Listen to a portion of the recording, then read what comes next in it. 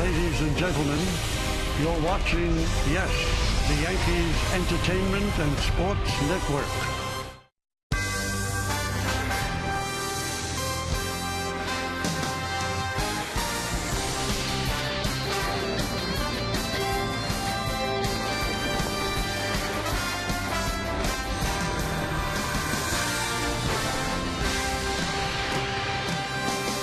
It is a scorcher here in the Bronx, and what a great way to cool down. The sun is shining, and on the field, it's 120-plus degrees. Pretty amazing. But it's time for baseball, as the Yes Network presents New York Yankees baseball. It's the New York Yankees against the Baltimore Orioles in the middle game of a three-game set from Yankee Stadium in the Bronx, New York.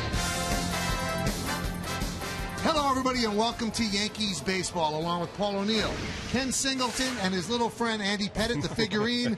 I'm Michael Kay. Things are going well for the Yankees after a 5-game losing streak. They now have a 5-game winning streak, and last night's game, it was a beauty, Paul. Ivan Nova was really dealing. Well, he was the talk of the game, and you thought it was going to be a wasted opportunity, but he gave up a 2-run homer early, and then all of a sudden his fastball increased. His curveball was the best it's been all year, and then it looked great because Vernon Wells in the bottom of the 9th inning, boom, base hit, walk off, everybody went home happy.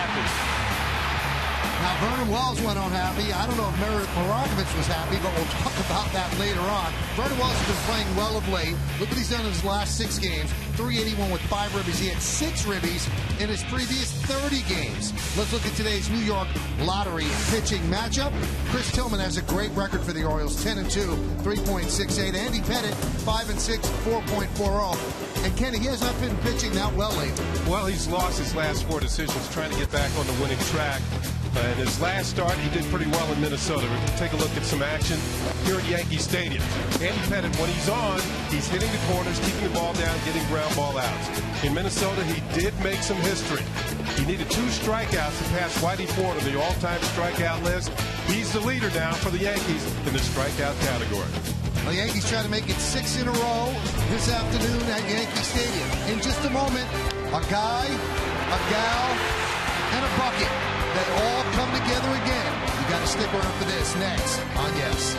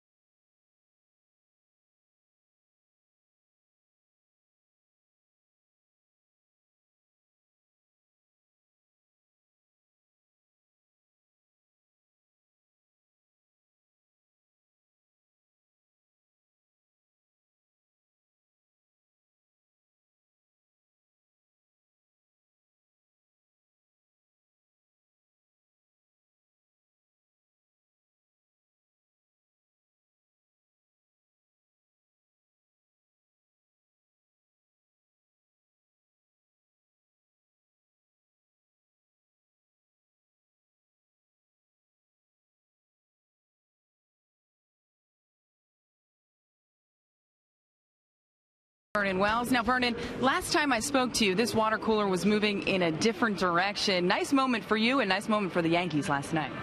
Well, you got a good piece of it, too, which is it's pretty funny for us. Obviously, not for you. You were dressed a little nicer than we were. But, yeah, it was a good moment. It's always fun. Have a walk-off. And then whether it's a pie or a Gatorade shower in this case, I'm glad you're able to be part of the team last night. In all seriousness, offensively, it seems as though you've been swinging the bat a lot better. Are you more comfortable in the batter's box? What's been the biggest difference for you? Just continue making adjustments. Kevin and I have been working really hard in the cage, and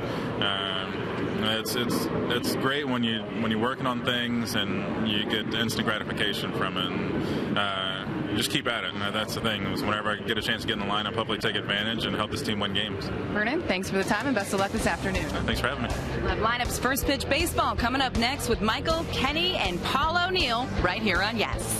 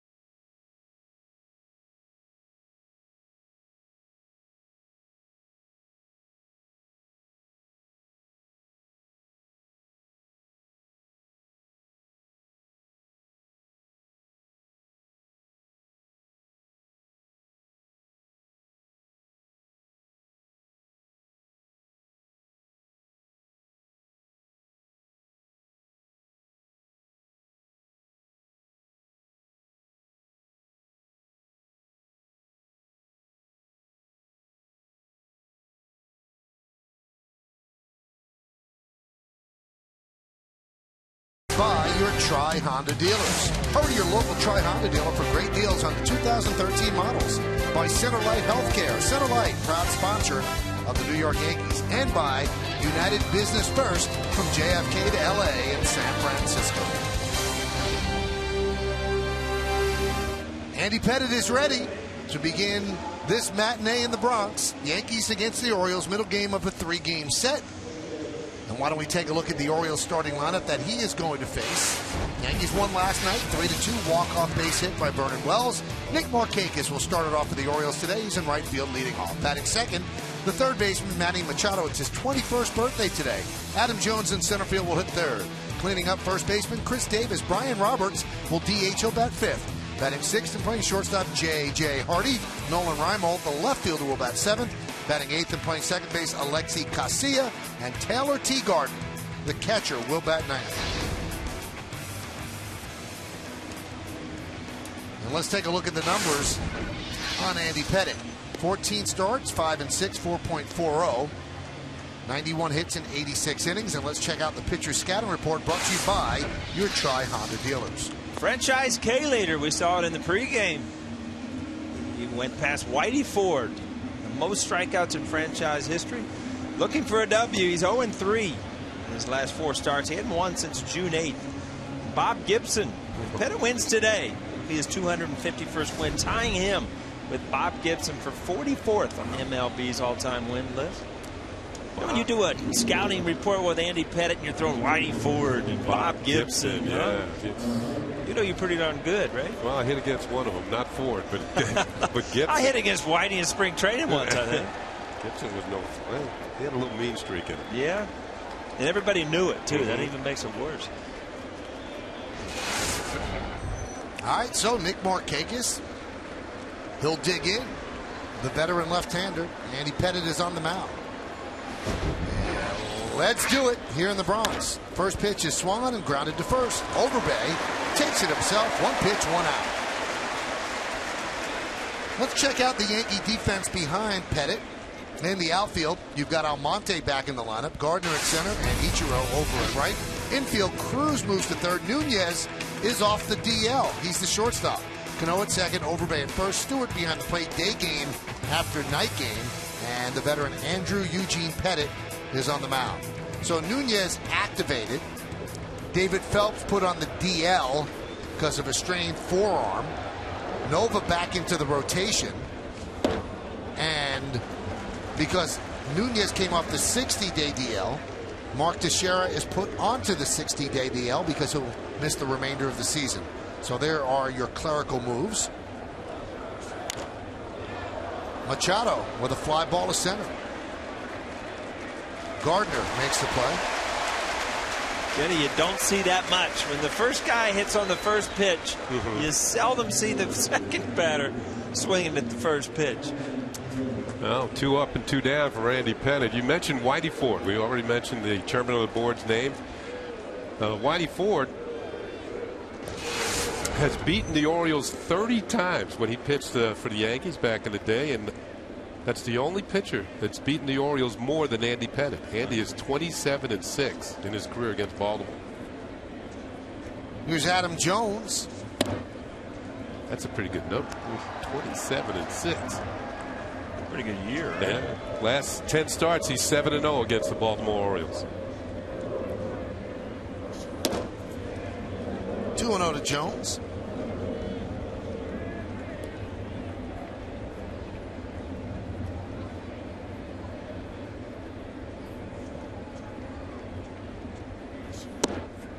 And a strike, 2-1.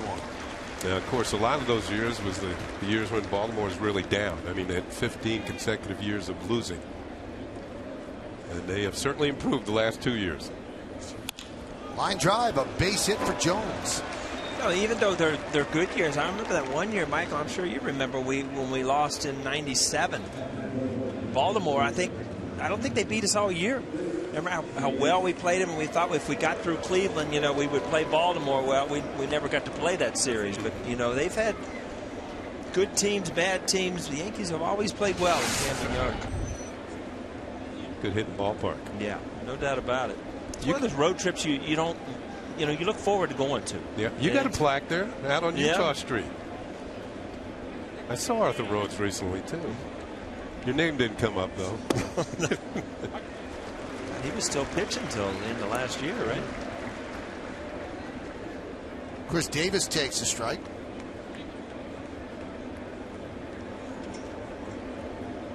Davis was 0 for 2, hit by a pitch and scored a run last night. We should mention for Yankee fans who aren't aware of the fact that when you hit a home run out onto Utah Street beyond the flag court, they put a plaque in the where it lands on the street, and Paul has one. I think it's 440 something feet, and Chris Davis has a few out there. Oh, it's just getting started.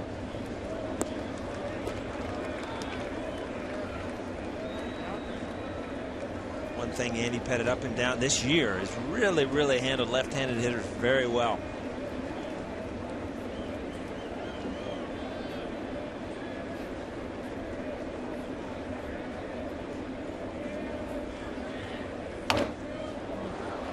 Two and two. That was a good swing by Davis there. It's 7 of Davis's 32 home runs have come against left-handed pitching. That was kind of a dangerous pitch. Little cutter right there. You see it was kind of flat. It just hung out over the plate. It's like you saw it go off the top of the barrel. If it would have hit the middle of the barrel, it would have been 2-0.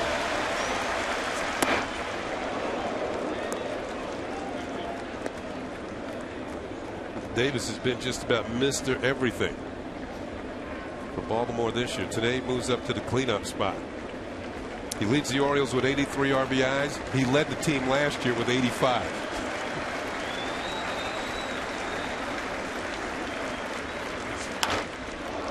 High fly ball, center field.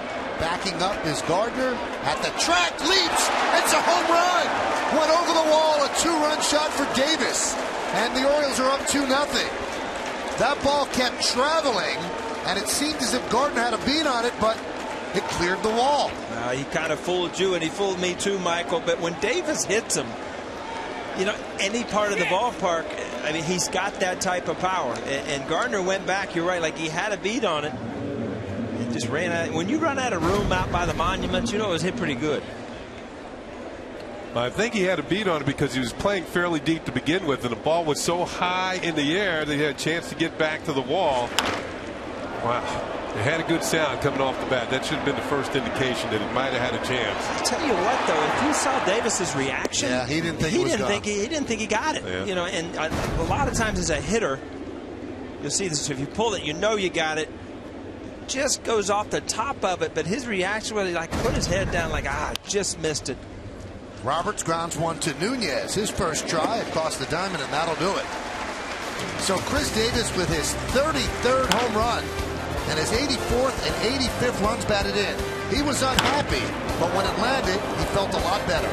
Orioles 2, Yankees coming back.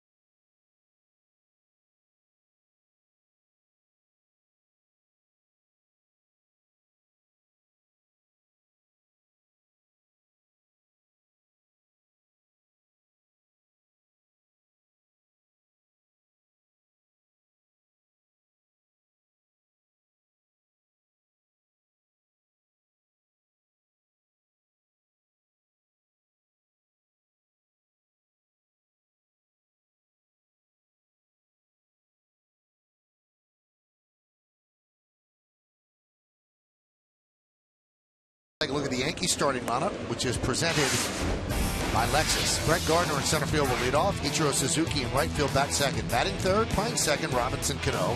Travis Hafner, the DH, cleans up. Batting fifth, the left fielder, switch hitter Zoilo Almonte. Lyle Overbay at first base will bat sixth. Batting seventh, moving to third, Luis Cruz. Eduardo Nunez back off the DL. He's a shortstop. He'll bat eighth, and batting ninth and catching, Chris Stewart. So Chris Tillman, who gets a lot of runs scored for him. Since the end of May, the Orioles have scored over 8 runs a game for him. They've given him 2 already.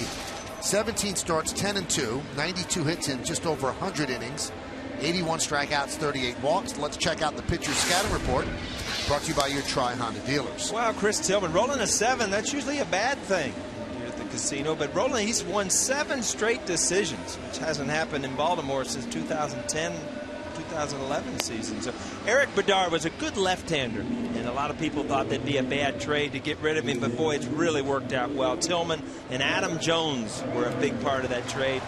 Look out for Cano. Everybody ought to look out for Cano. He can hit. But lifetime 10 for 19, which is a .526 average with 2 home runs. They looked out for Cano last night with a couple intentional walks. Yeah.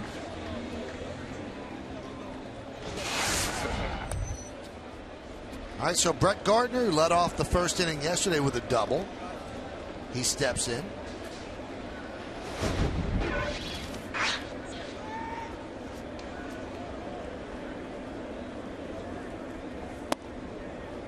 When Tillman first came to the Orioles in the trade from Seattle that Paul was talking about, he didn't enjoy instant success. In fact, he's been back and forth to AAA. And what they did was they reworked his delivery. It's much more compact. It's almost like he's almost from the stretch, just so he could be more consistent with his fastball and throw strikes. So he's right over the top, and that usually means, you know, you're going to get that good break on your curveball, and you know, that's what a lot of his success depends on. That overhand curveball there.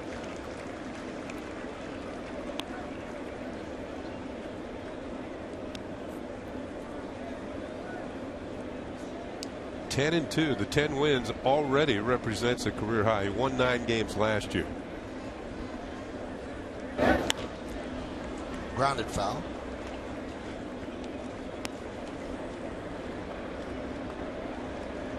A big comeback in the 9th inning last night. You know, it happened so quick, and Johnson was having so much trouble. But that bunt by Brett Gardner and the pressure that he puts on with his speed, big play in that 9th inning yesterday.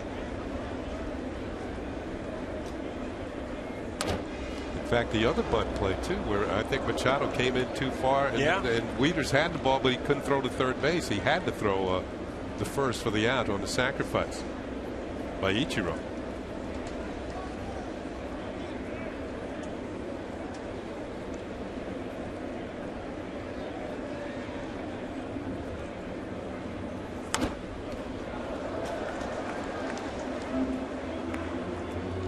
Well, it's a hot one here at the stadium. Let's check out the game time weather presented by Bigelow Tea. 90 degrees, 50% humidity, 10 miles per hour is the wind, and there is a heat advisory here in New York City. And we showed you the thermometer on the field. That one is grounded just over Tillman. Right there is Casilla. Just got Gardner for the first out. That's usually left-handed hitters with the speed of Gardner. They can put pressure on the infielders on the left side of the infield. Casilla had to hustle on this one. Ball wasn't hit that hard. You see how quickly he gets rid of the ball. Gardner, once Tillman didn't get it, Casilla had to really hustle, and he just makes the play by about a half a step. He's getting a chance to play second tonight, or today. Oh, look, it's cooling off, Michael. It was $120 earlier, wasn't it? It was over $120. Now, Meredith Marakovich does her pregame hit on the field. And she came up to the booth talking very tough. And she said, Michael, if you had to do that, you would have passed out on the field. That's what she said to me, my teammate. She said you would have dehydrated and passed out. You got the Rock talking about you, right? You made it okay to do it. It's in fashion now. now. It's now the chic thing to do. It's becoming an epidemic. Is that what it is? Well, Meredith has that whole Gatorade thing to cool off when she's hot on the field. So.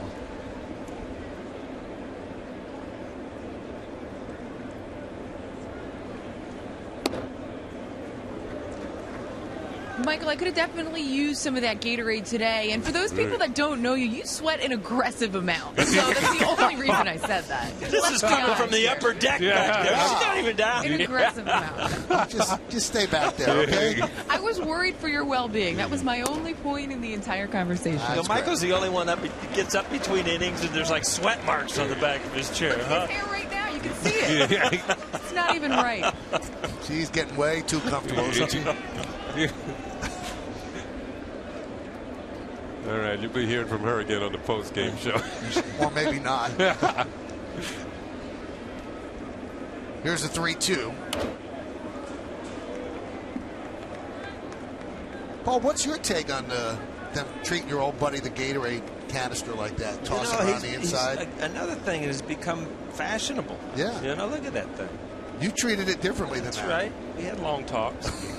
Self-talks. Listen to me. Well, I think you had counseling. Soft ground ball to second. Casilla is there. 2 away.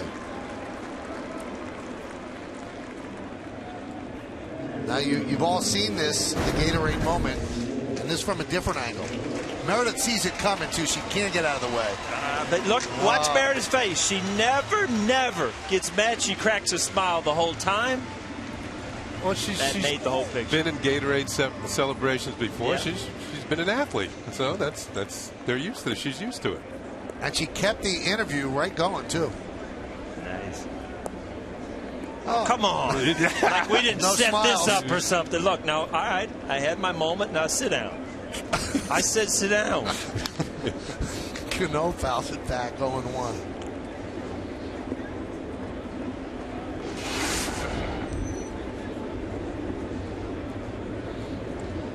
Robinson had a 6-game hitting streak, then went hitless the final game in Minnesota, and he was hitless yesterday as well, but he has great numbers against Tillman. 10 for 19 with 2 home runs. You know, the scouting meeting on this series, and I guarantee Buck Showalter, we're not going to let Robinson Cano beat us, and they pitched to that scouting report yesterday. Ooh, hot shot up the middle. Marty was right there. Wow. They had a little bit of a shift on. 3 ground balls. Yankees go down in order. We go to the second.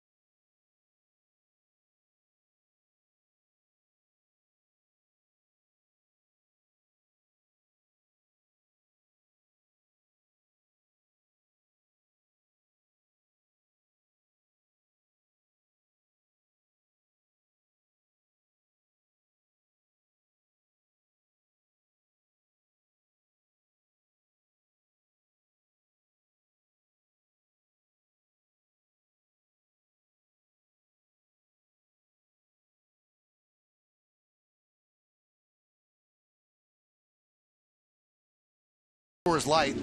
Andy Pettitte, top 3 in the important categories in Yankee history. Second in starts, third in wins, third in innings, and first in strikeouts. Whitey leads in starts and wins and innings. And now, obviously, Andy has more wins than Whitey, but he spent 3 years with the Astros, so that's why with the Yankees it just has 213.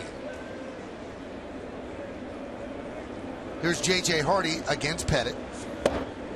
And there's the strike.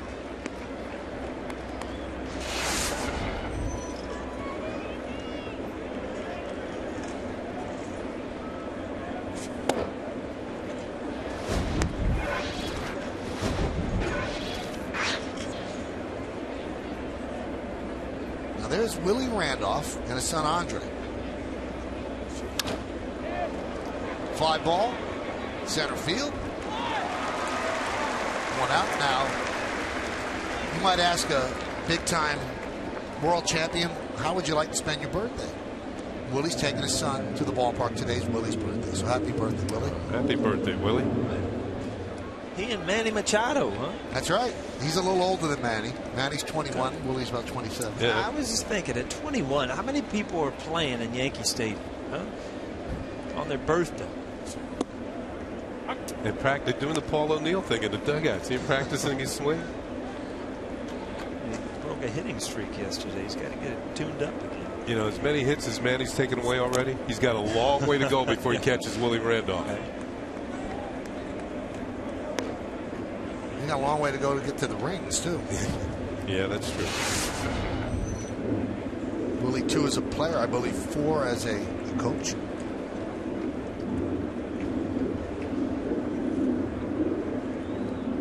Here's the 0-2 to Reimold. Yankees baseball available in Spanish by hitting the SAP button on your television. SAP is brought to you by Infinity.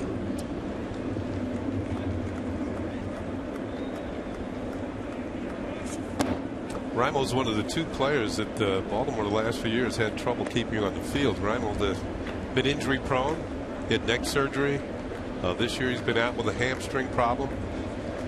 He's been right now he's back and sharing with McLeod the left field position. McLeod, the left-handed hitter. Slow roller. Andy off the mound, off balance throw over the head of Overbay. No one backing up. No one could get there in time, so that allows Reimold to go to second.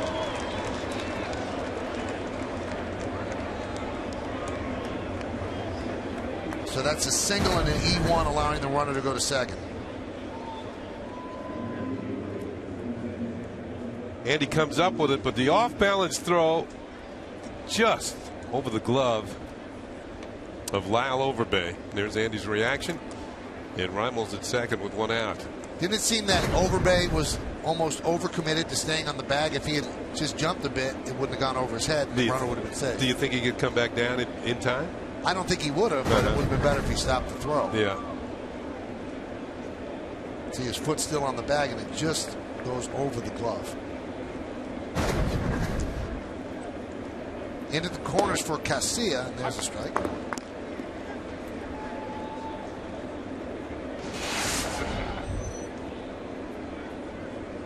Casilla's seen a lot of time at second base this year. Now that Brian Roberts is back. Line drive down the left field line. It is a base hit. It's going to go to the wall. Scoring easily is Reimold. Casilla picks up an RBI double. It's 3-0 Orioles. Pitch looked up, didn't it, Paul? Yeah, and you talked in your pregame about Andy Pettitte. When he's good, he's on the corners and he's down. And, you know, corners up is a different pitch, especially with that cutter. Just it's up in the zone, and it just doesn't have that sharp break down. So you just go off that middle finger, and you try to cut that ball in right on their hands. Tell you what, that's Casilla's ace swing right there. That's his best swing.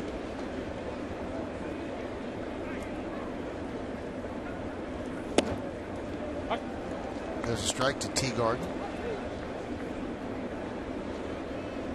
I'll tell you what, a lot of times you wonder after a tough loss last night, the team get an early, you know, a quick day back, and how you bounce back. And I mean, this is Buck Showalter's dream right here for the Baltimore Orioles to jump out on top again.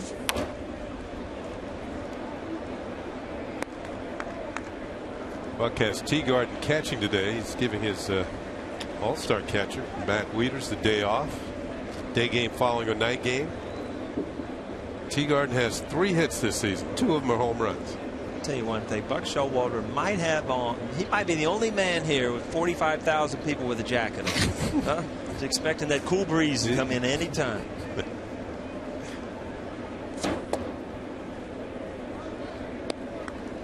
When Audrey doesn't have a coat on, it's warm. You know that?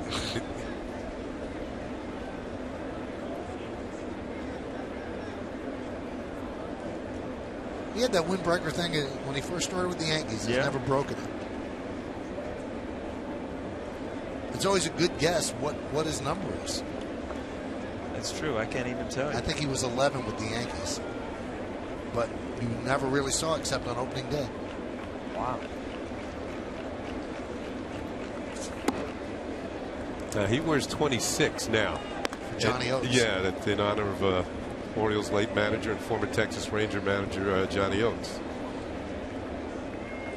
That was Buck with the windbreaker.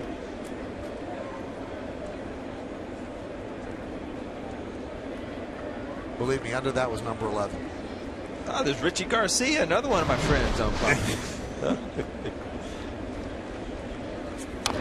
Do you know that Richie Garcia's son-in-law, Vic Carapazza, is an umpire in the American League? Is that right? Yeah. He married Rich's daughter. Richie was helping, wasn't he? Yeah. Helping the supervising, whole, supervising the whole Major League umpire. You've run into him from time to time. He's still doing that. I like Richie. He's pretty cool.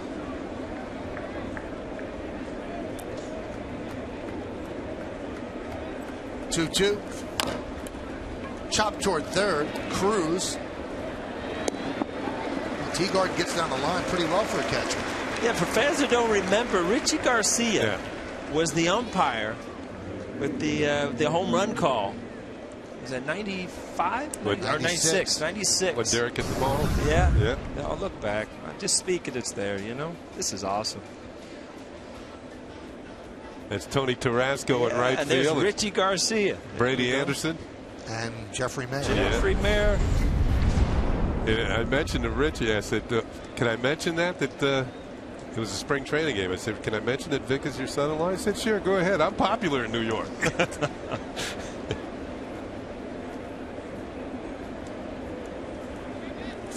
Now tell me now, today with some of the replay, would that have been overturned? Oh, yeah. No doubt about it, huh? Definitely. I wonder if you remember this, Paul, because the game was on Yankee Classics the other day on Yes. Shortly thereafter, I think the inning over, there was a fly ball right down the line, and a fan reached over. And again, Tarasco said it was interference, and again, Richie said no. And Davey had gotten thrown out on the initial one. And then Etchebarren came down, and Richie just waved him away. Markakis with a fly ball right.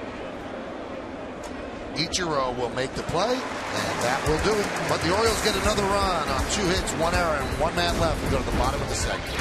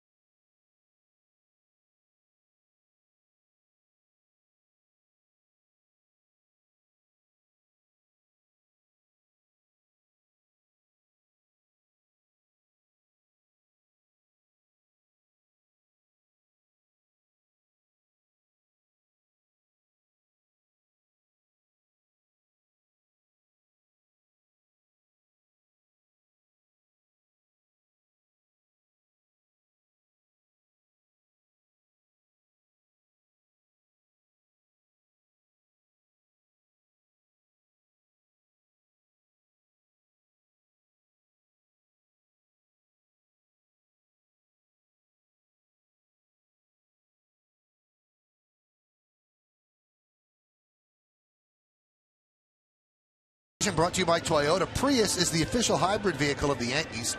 Here's how we started. What kind of spark do you think Eduardo Nunez will provide in his return to the Yankees?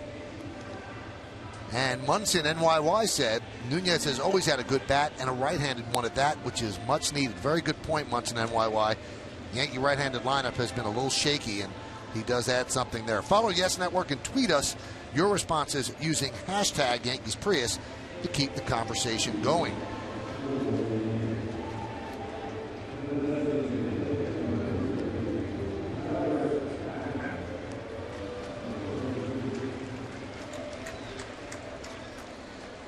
Hot time in the city as the Orioles lead 3-0. It's a song, wasn't it? Mm-hmm. You did it? Yeah, I do. Huh? That was the dude from the Kiss, wasn't it? I don't think so. No, that's Ace Frehley thing back in. Wait a second. I think the song I'm thinking about is Nick Gilder. Yeah. But that was Hot Child in the City. That's wrong. Count 0-1 to Hafner, Almonte, and Overbay against Tillman. Last night we were talking about Hafner has been in the RBI situations before. He's not the type of hitter to panic, and he's proved it. The bases loaded. He took a 4-pitch walk that tied the game and set up Vernon Wells for the hit that won the game. And the thing about it, he took them all like he knew they were ball. You know, like sometimes you're going to check your swing. You're so anxious and you almost swing to that. He just, all 4 of those pitches, ain't no way. Solid at bat. I just got a text, Michael. I was right. It was Ace Frehley, and he was from Kiss. See, I got a little help. But Hot Child in the City was Nick Gilder. Yeah. On which but one are you? Hot in the City tonight. Yeah. Billy Idol. Oh, this guy's killing me. Billy Idol is hot in the city. Nick Gilder. Ace Frehley had something about. I remember hearing it here when I was warming up sometime. Yeah, back in the New York groove. That's it. I'm glad we're all figured out now. Yeah, back in the New York group. That's real close to what we're talking about. Hey, you know what? Just go on with the game, would you? Meredith, where are you when I need you? Huh?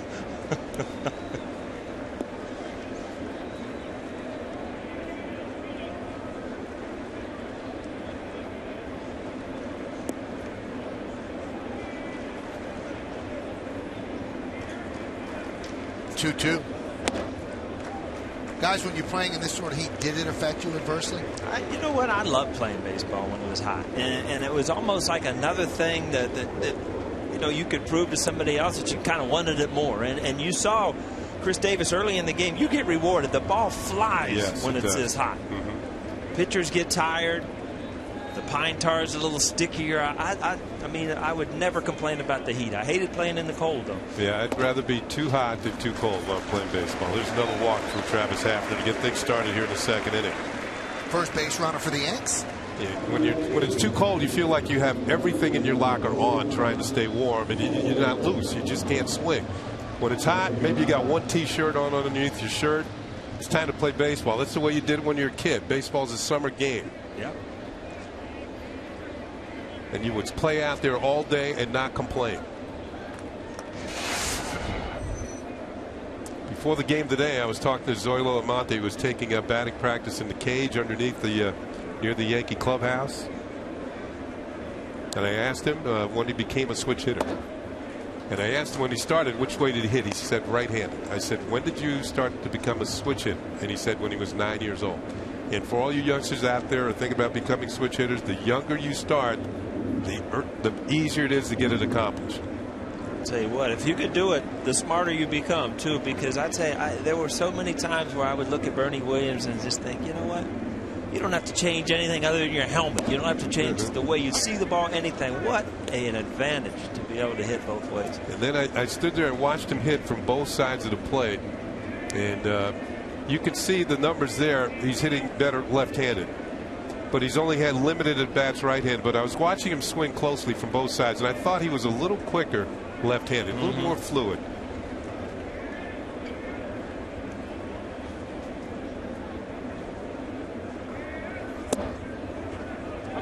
And you also watch switch hitters closely to see if their approach is the same from both sides of the plate. And I watched him while he was hitting underneath there. His approach is the same from both sides.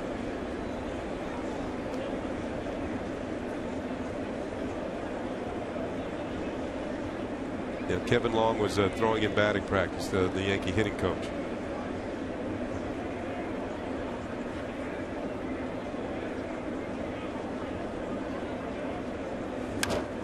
Reaches out and taps it to left field. Nice piece of hitting by Almonte. Picks up a single.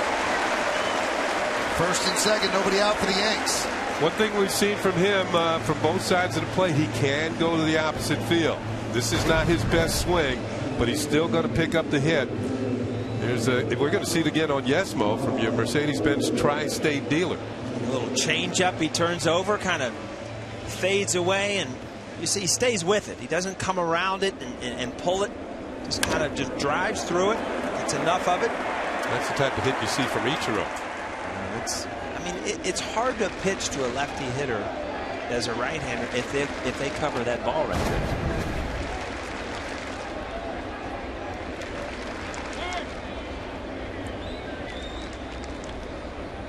You're going to see a lot of hitters doing that today. Backing out, wiping the sweat off the brow, starts to drip into your eyes.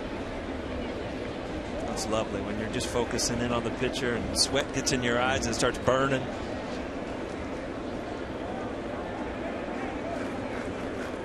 Brings back old memories for you, doesn't it? Well, because as you've heard, I sweat aggressively. Exactly. Somebody get Michael a towel. We got the towel boy coming to third, sixth, and the ninth. The ammonia towel? Yeah.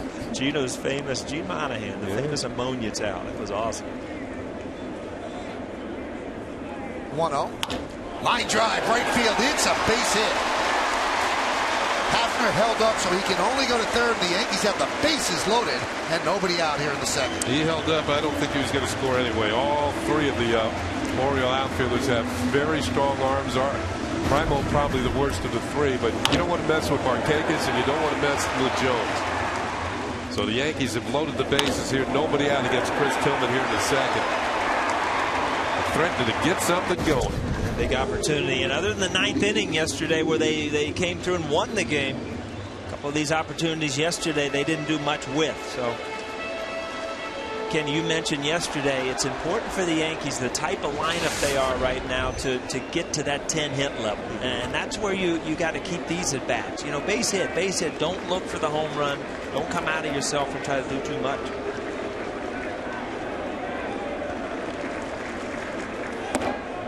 I've been impressed with Cruz and the way he's hit the ball since he's been with the Yankees. He's hit the ball and he's made some hard outs too.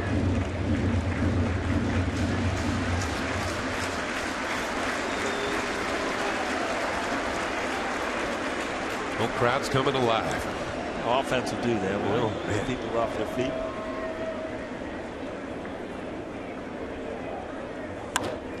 Punch the other way. It is a foul ball. I'll tell you one thing. The ball boy down there got a great jump on that ball. I saw him off the barrel and ready to make a play immediately. I didn't even know if it was foul yet. He played it like he's seen this one before. This guy's off and pacing.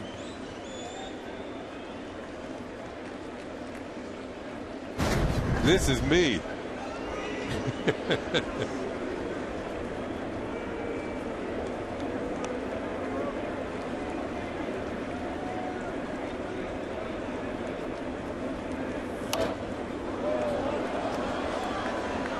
Every once in a while, you know, Kenny, you see a pitch that's just like, you know what, he made a good pitch there, and you're better off just fouling that ball off, which happened. That ball had a little movement and it was in on the location. You see him just release that ball and it just gets in on his hands and it just jams you up as a hitter.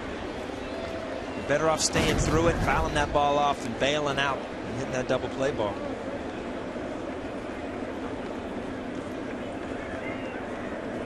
I'm going to say this is a big time for Tillman, trying to get that strikeout to go with that big curveball. Be surprised to see it again.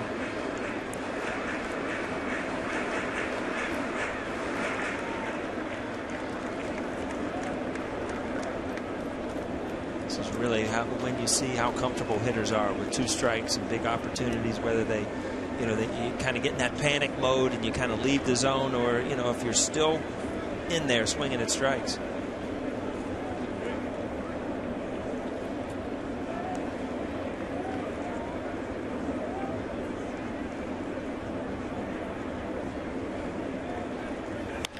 Line drive, a base hit to left field.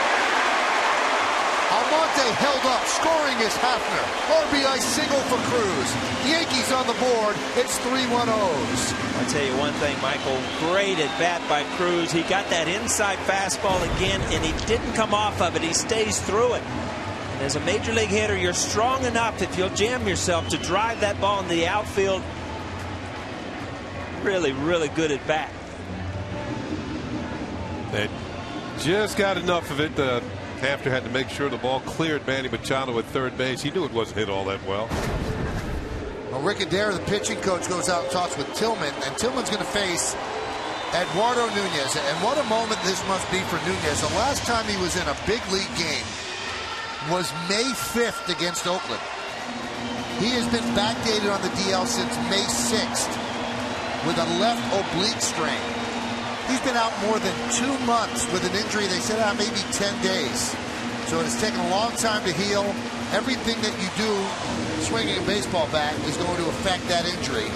So here he is yesterday with Scranton Wilkes-Barre, and today here he is with the New York Yankees, bases loaded, nobody out. Yeah, first at bat back. Here you go. Let's do something. Loaded. And I tell you what, if you're the Yankees, you're looking for guys that you bring back and you put in the lineup, like Almani immediately had that big thing, just to bring some spark to the lineup and help score some runs.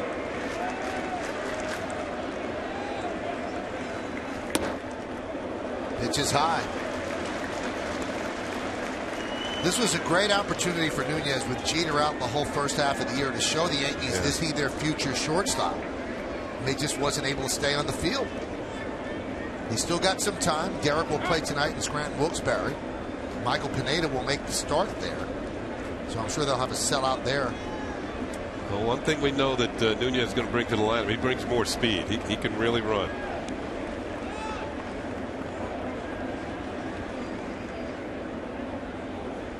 The 1-0. Fly ball, left center. Reimold with the catch. Tagging is Almonte.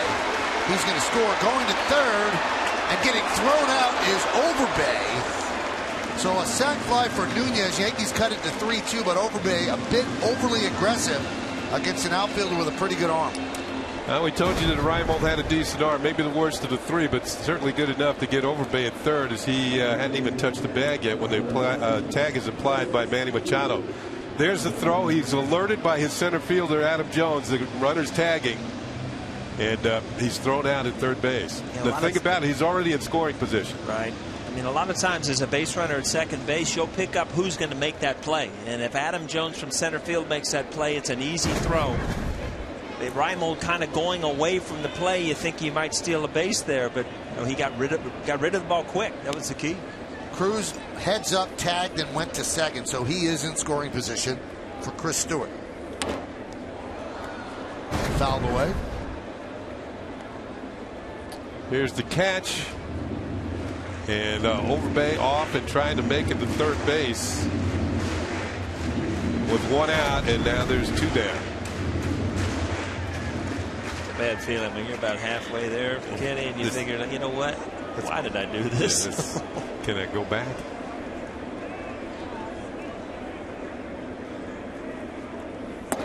The old, there was an old highlight of Willie Stargell where he was trying to steal the base and he slid, stopped, and tried to call timeout.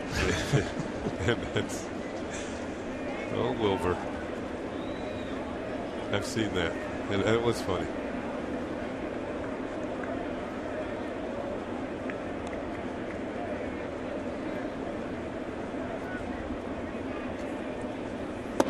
Stargell used to hit him so far that he can take a sweet time around the bases. 475 home runs. Surprised you Stewart's into that?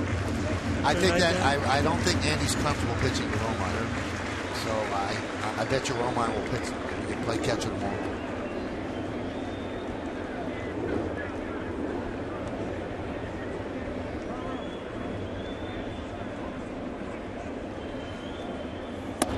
Strike 3.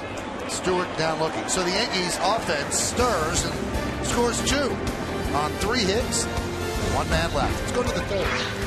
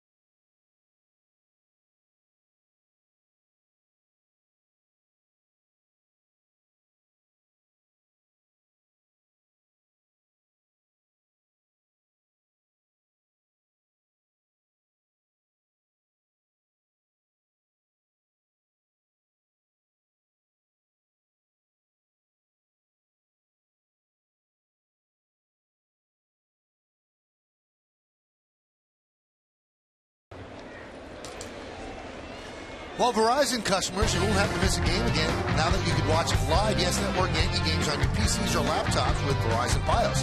You get a full season of live Yankee games on the go for just $29.99. And if you're a Verizon Fios TV customer with Fios Internet, go to YesNetwork.com to get more information and subscribe now. Manny Machado swings and misses as we start the third. Lincoln scoreboard, Orioles 3, Yankees 2, Machado, Jones, and Davis here in the third against Pettit. So Andy, 41 years old, the oldest starting pitcher in baseball against 21-year-old Manny Machado.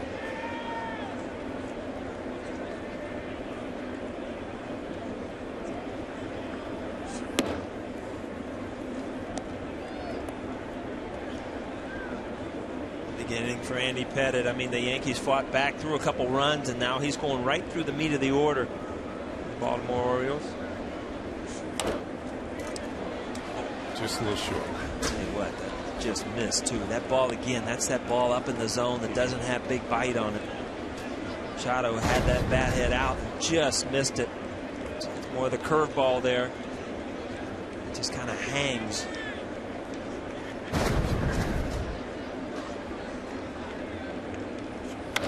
Line drive, a base hit for Machado. Makes a big turn. He's going for 2. Here's the throw in there. Cano could not handle the throw.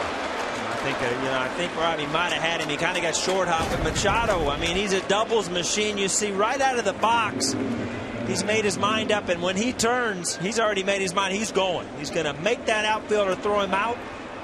If everything goes perfect, he's probably out. I tell you, putting pressure on the defense sometimes, especially with a lead early in the game, good thing. And you see Robbie kind of a short hop, just one off the end of his glove. His 39th double of the season. The major league record is 67 in 1 year. 1931. Earl Webb of the Boston Red Sox. He hits the ball so hard, and you look at the how level his swing is. He's going to hit so many line drives. Think about line drives. A lot of times they don't leave the ballpark, which you see end up in doubles. You saw Adam Jones try to lay down a bunt there. He's the number 3 hitter. Now, years ago, I was 3 hitter. If I had done, I would have been yelled at by Earl Weaver for the rest of the year. Don't ever do that for the rest of your career. He wants you to drive in runs. You know, he had a tough night last night, but he got off to a good start today with a base hit his first time up. I mean, you're just raring to go as a hitter. You know, Jones is showing he's a team player. Also, you got to be selfish sometimes. Drive in a run.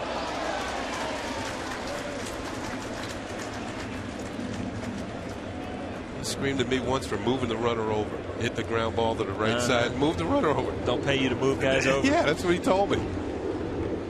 And he ended up scoring anyway. I mean, Eddie Murray drove him in.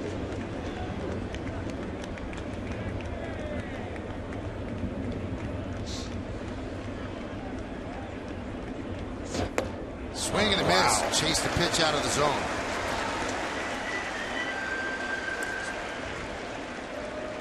And that'll bring up Chris Davis. First 4 seasons in the big leagues. You see what he did. Last 2 seasons, it's a lot better.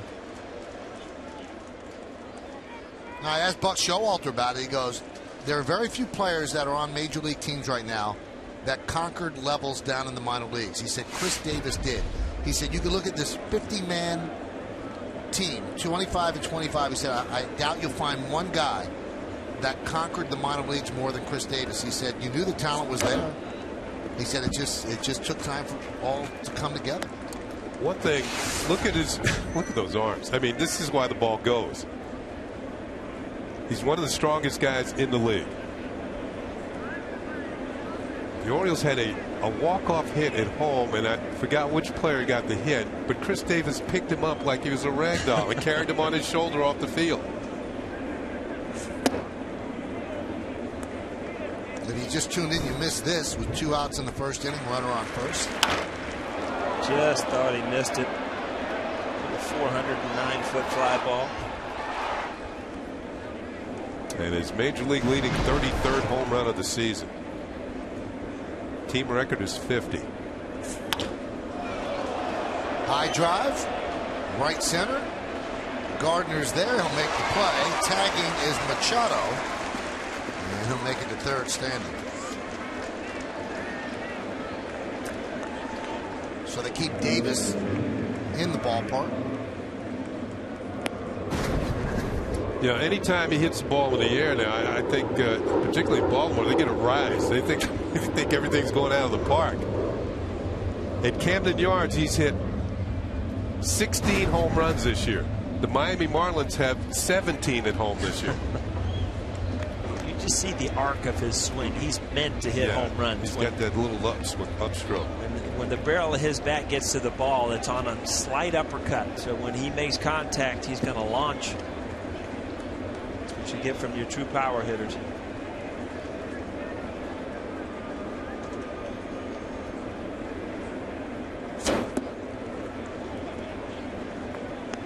Kenny told you Machado with his 39th double to lead off this inning. And according to ESPN stats and info, that's the second most before the All-Star break in Major League history. In 1996, Edgar Martinez had 42. And he might break that. He's still got a lot of games to go before the All-Star break. You start mentioning guys like Edgar Martinez. Yeah, you're doing something. Been a big league broadcast. Bob Gibson, Whitey Ford, and Andy Pettit, some scattering report. We got all kind of Willie Stargell.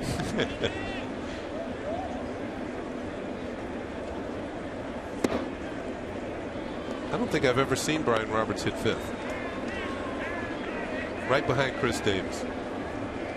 Now, he's been back for a little while here. He was out for a while. We told you his injury problems over the years, concussion problems, that was the worst. Groin, hip surgery, hamstring surgery earlier this year.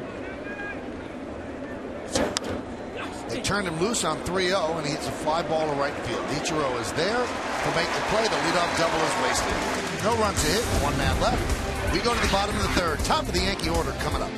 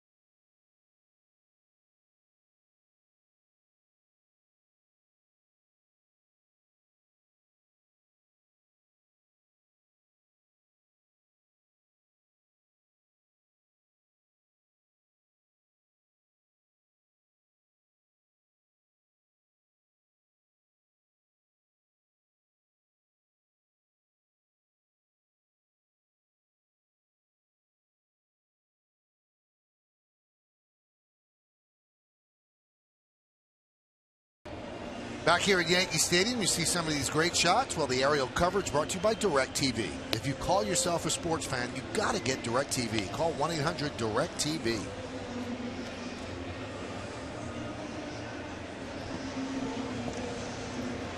Oh, that's beautiful, isn't it?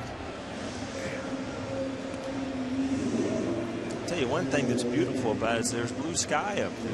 Been in Ohio lately, it's rained. Oh, there's the one pool. Don't you love that? Yeah. Don't you love that when they just take that off? Can't even play around on the circle, the one little pool.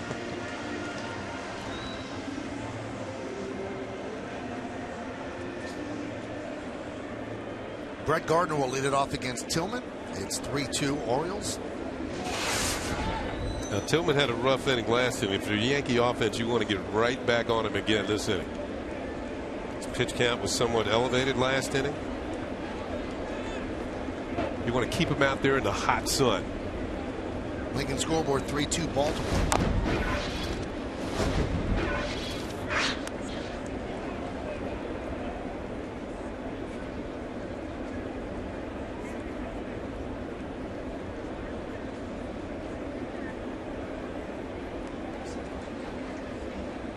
Tillman had 24 pitches last inning.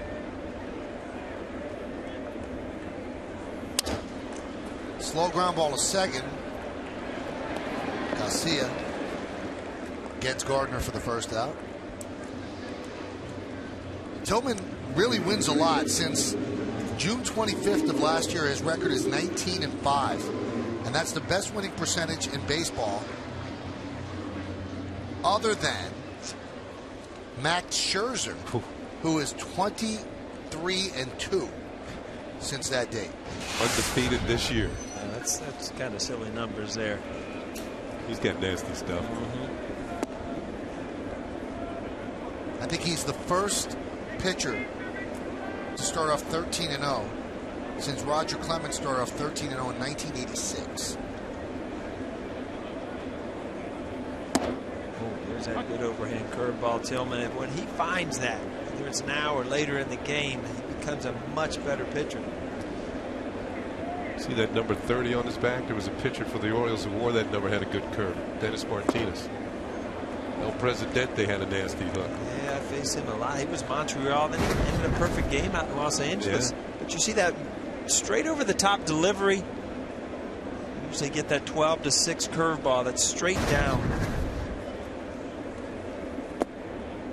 Tell you what, looking back last night, Nova, he had that good curveball with a lot of break on it. Got away from the slider spin and went to the big curveball. Had all kind of success last night with it.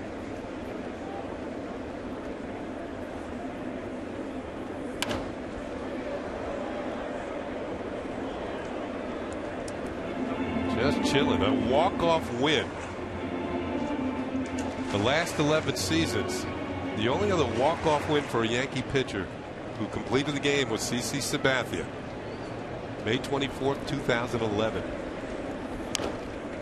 And that was on a base hit by Mark Teixeira. That's not going to happen today.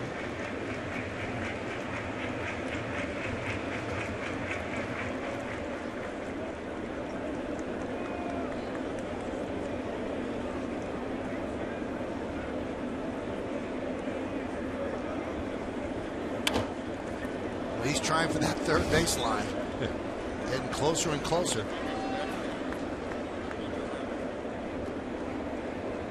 You know, basketball, you've heard the term fall away.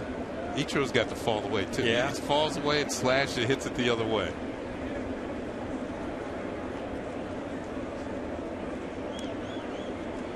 Either way, it's tough to defend, basketball or baseball. Well, that fall away, that's old school, kid. And now it's the step back. Yeah.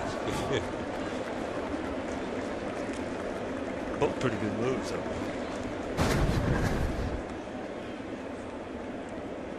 Joe leaning, falls away and slashes, trying to hit the other way. Oh, here's a better look at it.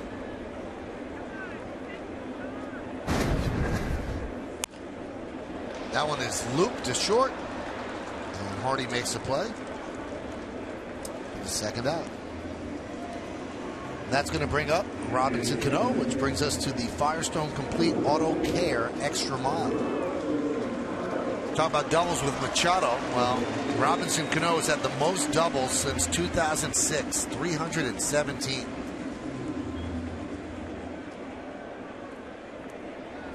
It's quite a shadow that blimp makes for itself up there.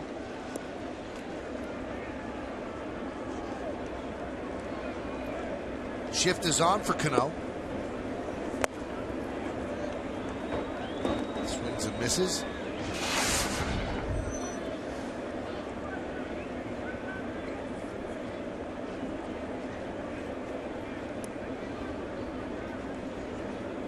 Just don't see this a lot with Robbie Cano, but on the ground they see him as a pull hitter, and then if you look at the outfield, they're straight up. And Tillman has that good curveball.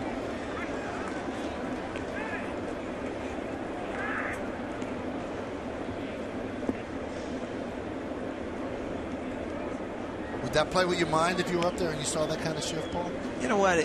You do notice it. There's no doubt about it, because it's just a weird thing and how deep they're playing. But, you know, Robbie Cano is at his best when he uses the whole field, so I don't think it would have changed his approach. Sometimes you see guys start cheating one way or the other, and you think, you know, this is the way they're going to pitch me. They're going to pitch me in, and they're going to play me in, or pitch me away and play me away. But they just have a ground ball defense and a fly ball defense against Cano. They've also found that over the years there is no defense for him, because he's hit 26 home runs against them. Got to give gloves to the bleacher creatures if you got to defense him out there.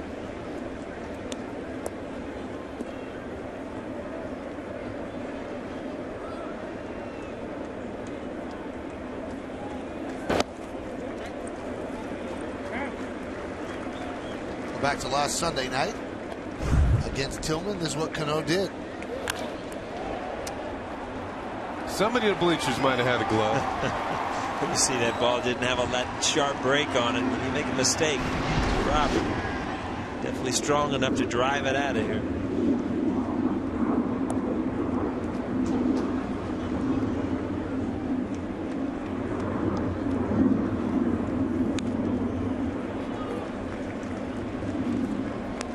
Robbie's seen about everything that Tillman has to offer. Curveballs, that was a changeup. He's seen some fastballs away. One of those at bats where you go back to the bench and you basically know everything he has.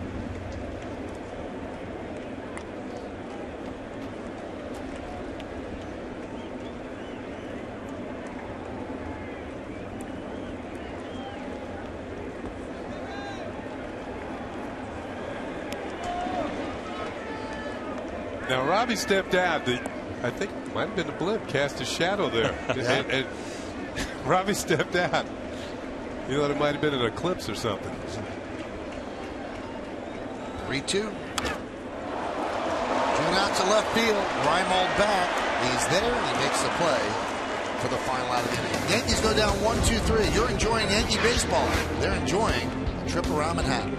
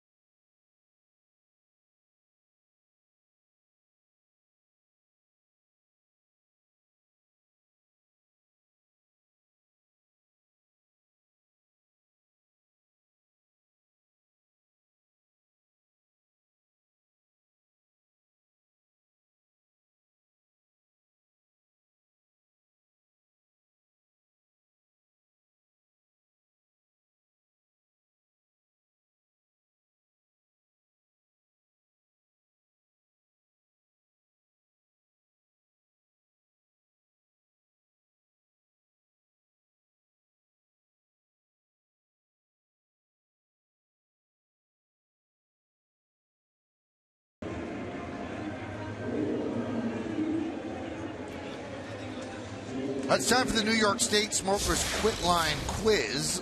Call 1-866-NY-QUITS today for free help today. All right, who was the last Yankee to be selected to the All-Star team in his final season? Final season in baseball or final season as a Yankee? Final season in baseball. High drive, left center, and that ball is over the head of Almonte as J.J. Hardy starts off the fourth inning with a double. I'll tell you what, Andy Pettitte, just, other than the first inning, really can't have an easy inning. I mean, it just seems like Baltimore's coming after him every single inning. First inning wasn't easy either. Didn't he get a couple quick outs? Yeah, but he gave him a 2-run home run. Yeah, that didn't help. Hardy's going to break an 0 for 15 with this one. And you can see another pitch that's somewhat elevated. That was sort of the middle of the plate. Almonte going back. I tell you this, at Camden Yards, that's a home run. Yeah, you know, you saw Hardy's reaction to that. It's like, oh, I missed it. Thinking it might get caught. If I'm an outfielder, I'm playing a couple steps deeper today. Okay, just like, there we go again. Didn't even pick it up till late, and then all of a sudden you get that shot of adrenaline. Hey, that thing hit grass out there.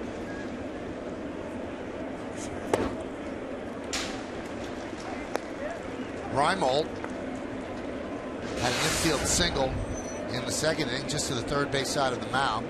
He's also the only player ever to record his first major league home run off of Mariano Rivera.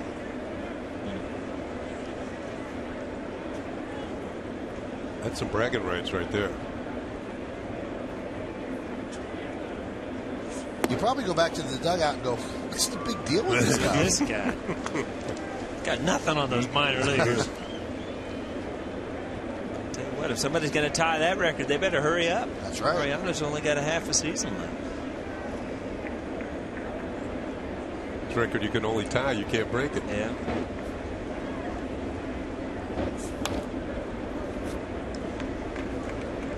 The Orioles are somewhat frustrated with Reimold because of all his injuries. He does have some tools. You can see he's a pretty big guy. He's got some power. He can really run.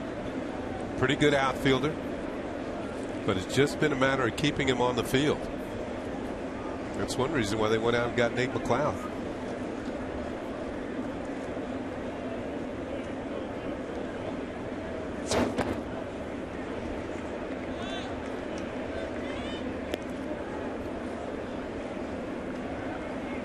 He's in this game, obviously 3-2 score, but it's been an effort. He's had some pitches up over the middle of the plate. And, you know, Kenny, you went over at his scouting report when he's on. I mean, the corners are just getting eaten up, and it's down. That's where he lives, on the corners.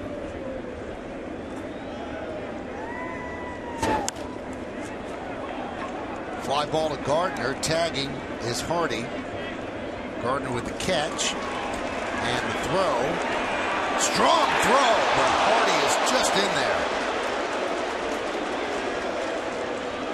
Boy, Gardner really lined himself up beautifully to get some weight behind it. Made a great throw. Yeah, everything was done right on a baseball play level here. I mean, this is a good chance to take to try to get to third base with one out.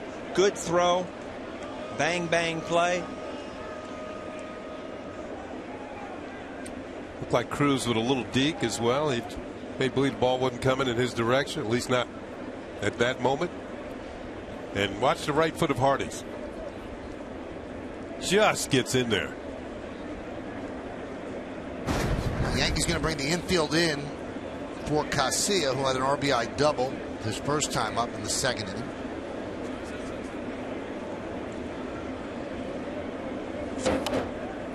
Now back to the screen.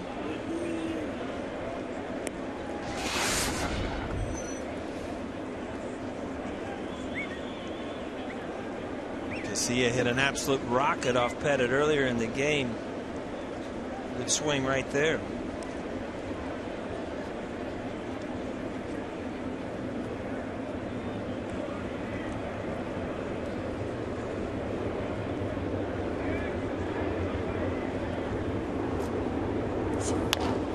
Tapped over the mound, grabbed there by Cano. He gets the runner at first and holding Hardy at third.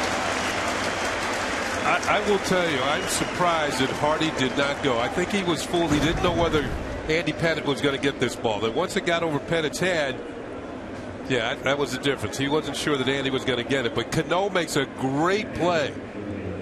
Because if Cano comes up with it, I don't think he can throw Hardy out of the plate if Hardy had started. Well, I mean, so many things come into play here.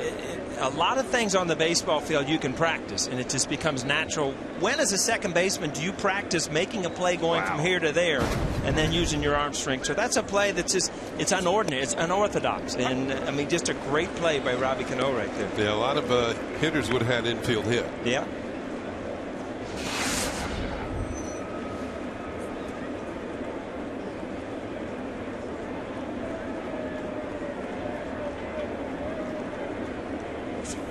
Hardy was not sure whether the ball would have cleared Andy Pettit. That's why he held up. And Cano, when he gets the ball, you see him take the look at third before he throws the first. So he's thinking, I might have to throw this home. Here's Hardy getting his walking lead. There's the hit. Not sure. Gets over Pettit's head. Now Cano has it. And the out is made at first.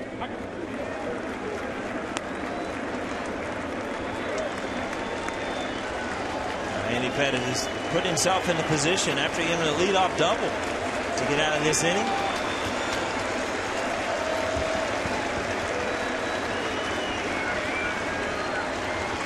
One, two.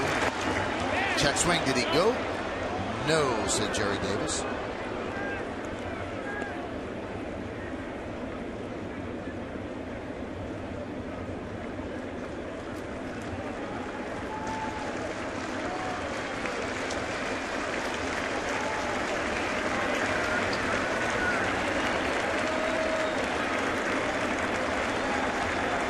Two. 3-2. And I mean, you look at Teagarden's statistics. This is the guy that Pettit wants to get. You don't want to walk him and get back to that top of the order. Markakis is 0 for today, but he's had a couple good at bats off Andy Pettit. Some good swings, yep. He's a much better hitter.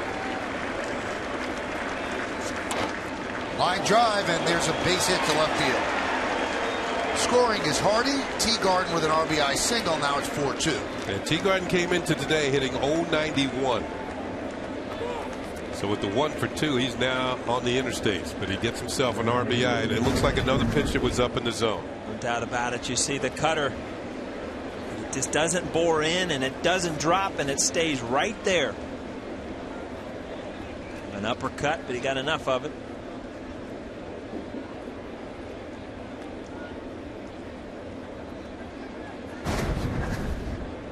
Battle to get to that position where you get 2 outs, and those are the hits that really drive you crazy. 2 outs, nobody on. Warner goes. There's a strike. Throw to second. Got him. Good throw by Stewart. The tag by Nunez, and that's the end of the inning. But the Orioles get a run on 2 hits, and because of this caught stealing, nobody left on base. Bang bang play at second as we go to the bottom of the 4th.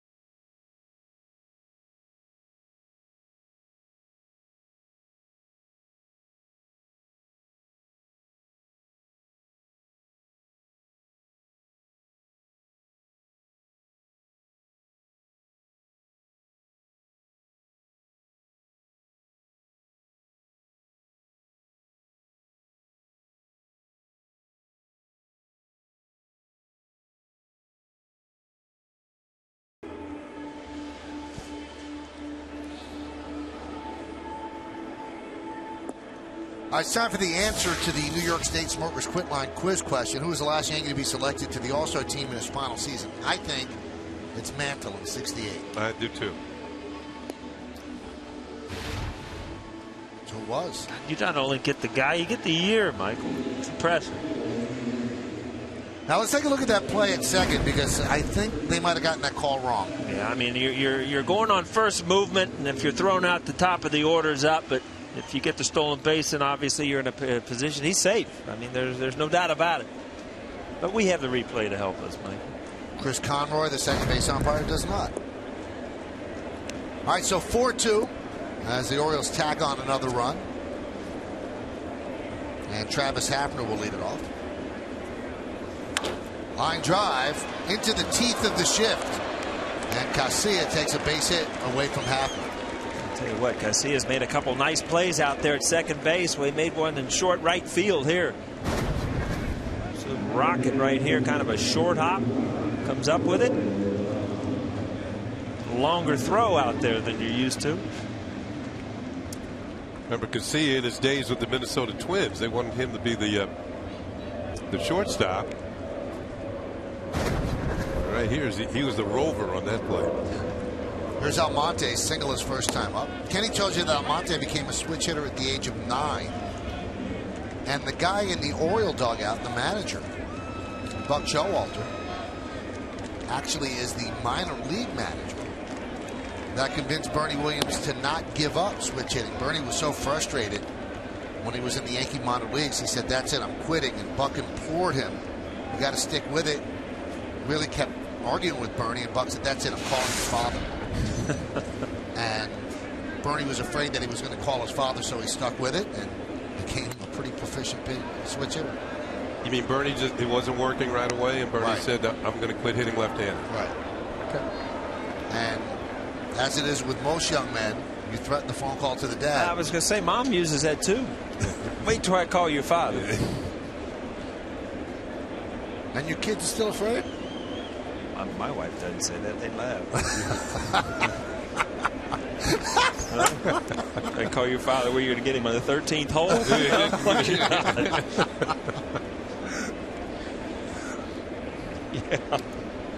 Oh man. A 1-2. That one is driven to center field. Adam Jones back.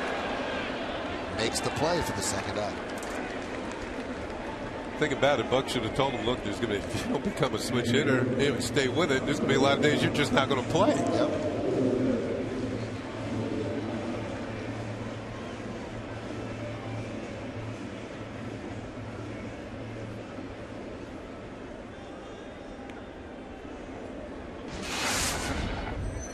Here's Lyle Overbay.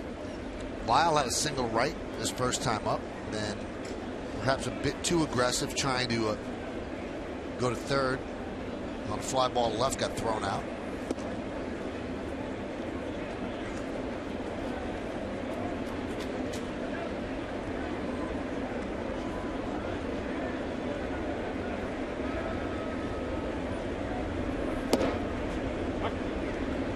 Count 1-1.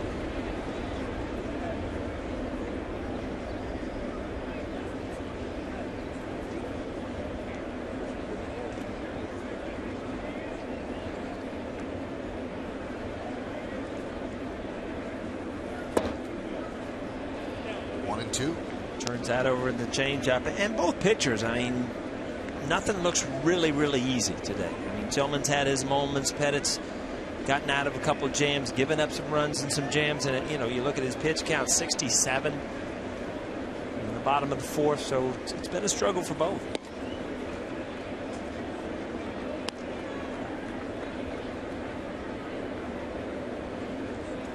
Speaking of pitching, the Orioles went out and got Scott Feldman from the Cubs during the week, and the feeling is they're in the hunt for some more starting pitching. Wei-Yin Chan is about to come off the disabled list. He's been out with an oblique problem for quite a while, and he's out on rehab assignment. I think he's going to have one more start. He's a pretty effective left-hander.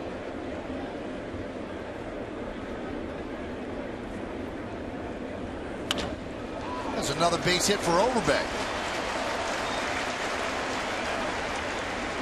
When Feldman made his first start in Chicago, he turned around and looked at the defense he had behind him with Hardy and Jones and Wieters in front of him and Machado at third. He thought, I'm not with the Cubs anymore. Yeah, absolutely.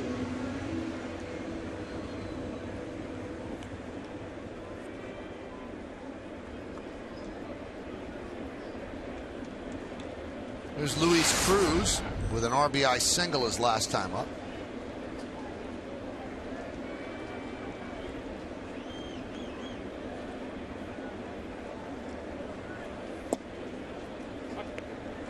There's a strike. Orioles with 7 hits, the Yankees with 4. Throwing error by Andy Pettitte, the only miscue in the game.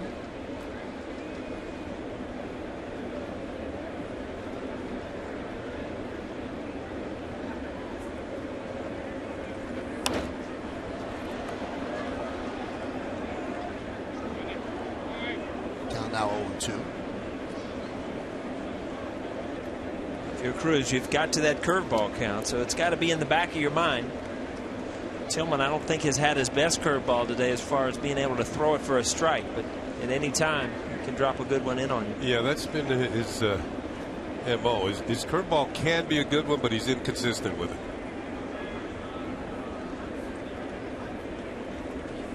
Swing and a miss. 93-mile-an-hour fastball blew it right by Cruz. No runs a hit. 1 man left. We go to the 5th. Orioles are up by 2.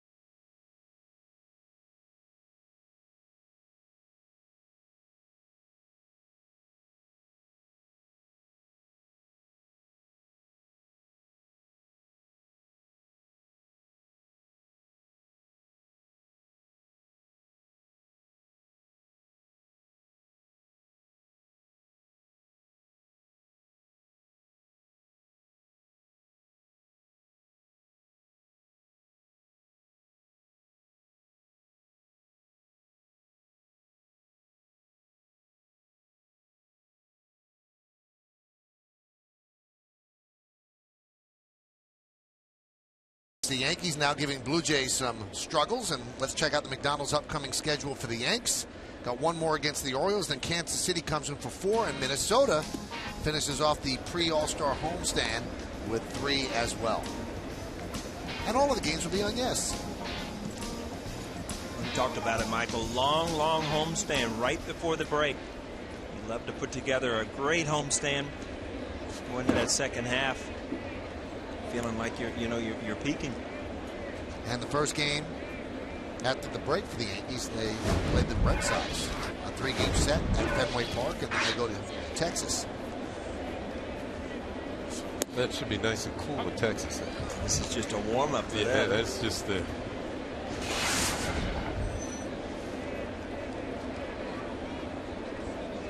And you'd be hard-pressed, though, to be much hotter than it was pregame here, where it was about 125 on the field, even in Texas. Now, Michael, you going to Texas? No, I am not. No, okay. You going? Oh, yeah. What's up with you, man? You just go when you want now? You please. Kettle. I just wanted to know if he was going to Texas.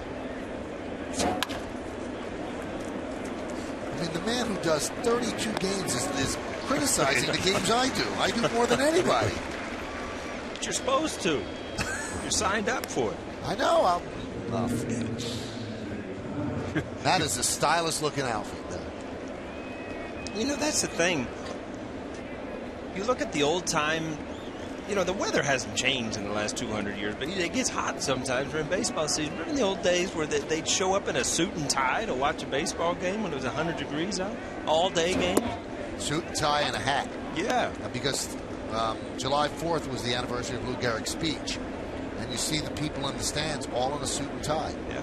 I wonder if that guy drove up in a Model T today. Count 0-2. I'll tell you what, I grew up in a house with no air conditioning. I mean, remember back when, you go to bed sweating, you wake up sweating. It's just summer. That is looped to right. Nice sliding catch by Ichiro. Take a hit away from Machado. And now he replaces his divot. Yeah, we didn't have air conditioning in my house either. We had a lot of fans, though. Yeah. Nice catch by Ichiro. It's amazing the concentration. Keeps the glove at the right level. And that's what you're supposed to do. 9-iron. 10 feet from the flag.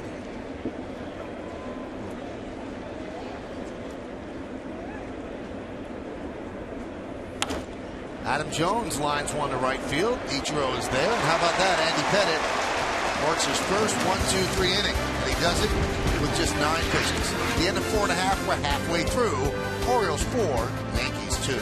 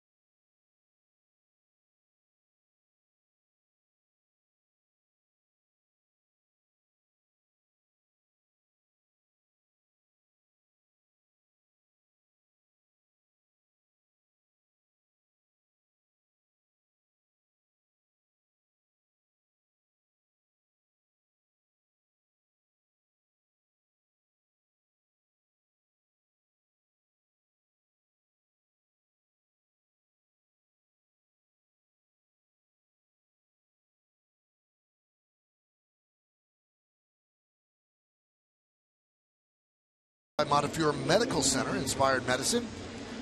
Well, Phelps went on the DL today with what Girardi said was a slight. He accentuated slight forearm strain, and that allowed Nova now to go into the rotation. They called up Nunez. Derek Jeter rehab game tonight with Scranton Wilkes-Barre, and Michael Pineda is going to start that game. That game was sold out yesterday by 6 p.m. And Alex Rodriguez will have a rehab game tonight with Tampa A-ball, and his game yesterday was rained out. You know, that's a nice perk for the affiliates when the big leaguers play in their cities, and I think it's a good thing that the Yankees kind of spread those guys out. They don't put them all in one city, and that means that each one of them has a chance to draw a pretty good crowd because they have a big league player playing that night. Think Jeet's nervous? Big sold out crowd in Wilkes-Barre? Huh? Nunez slaps one to right field. It's a base hit, so he has a sac fly and a single in his return. And I said yesterday that he had played at Scranton Wilkes-Barre. He actually played in Trenton, and he played 6 games, 5 in shortstop. So the Yankees feel he's ready. And as Kenny said, they spread it around. He played in Scranton, also Charleston with A-Rod, and now Jeter's up at AAA. I'll tell you, that's the second good bat for Nunez. He missed one before with bases loaded, but got the run in and slaps one to right. They didn't really have rehab assignments when I was playing. It's just you're back in there. Let's go. Right. And I think it's a good thing to have. Yeah, because I mean, you go straight from batting practice from a couple days to a game. There's an adjustment when you've been out for a couple weeks. You know, Michael, you didn't talk. Pineda starts tonight. They have to make a decision after tonight's game on what they're going to do with him. This is the last time he can pitch. I think they have a couple of days before the 30 days is up, but not another time for them to start him. So he's either got to be brought up here or he could be sent down to the minor leagues because he does have options.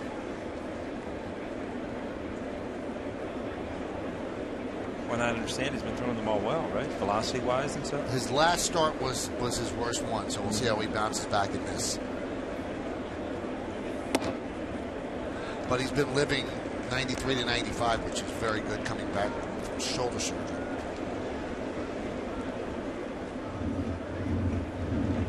That's pretty good even if you haven't had surgery, shoulder surgery. Yeah. Did you notice last night, Nova, the first home run he gave up to Wieters, it was 92, 91, and then progressively it's like he got mad and he started throwing 94, 95. There's a big difference, and you know, balls weren't hit hard from then on. Curveball was just as good. Might be a guy that you have to kind of light a fire under. You know, don't try to save anything. You know, get your outs and see what happens.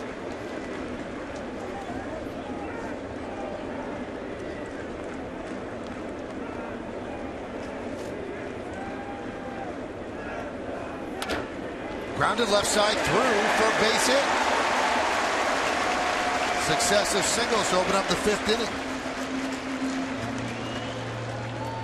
In this position last night, I know it was the 9th inning, but as you watch Stewart, like hitting a hard ground ball and looking down there and it finds the hole. But this is a position last night that Brett Gardner had in the 9th inning where he laid down that drag bunt and Johnson couldn't come up with it. Really started a big rally.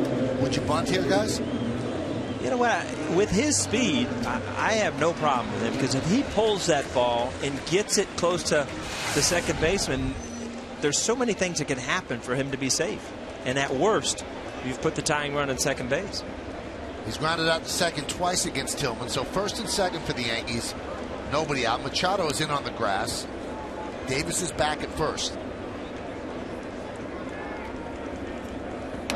And he pushes it toward Machado.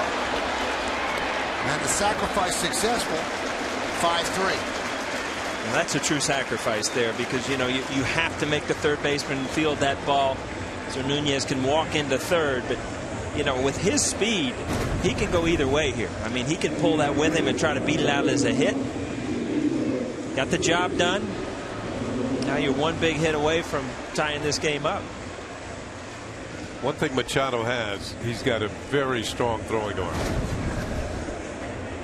And looking at the Tillman's starts, this is his 19th start this year. He's only gone through the 7th inning 4 times. So this is sort of the time of game where things might begin to unravel a bit. All right, the Orioles have the infield back except for Machado. Ground ball, short, second or first, is going to score a run by Ichiro.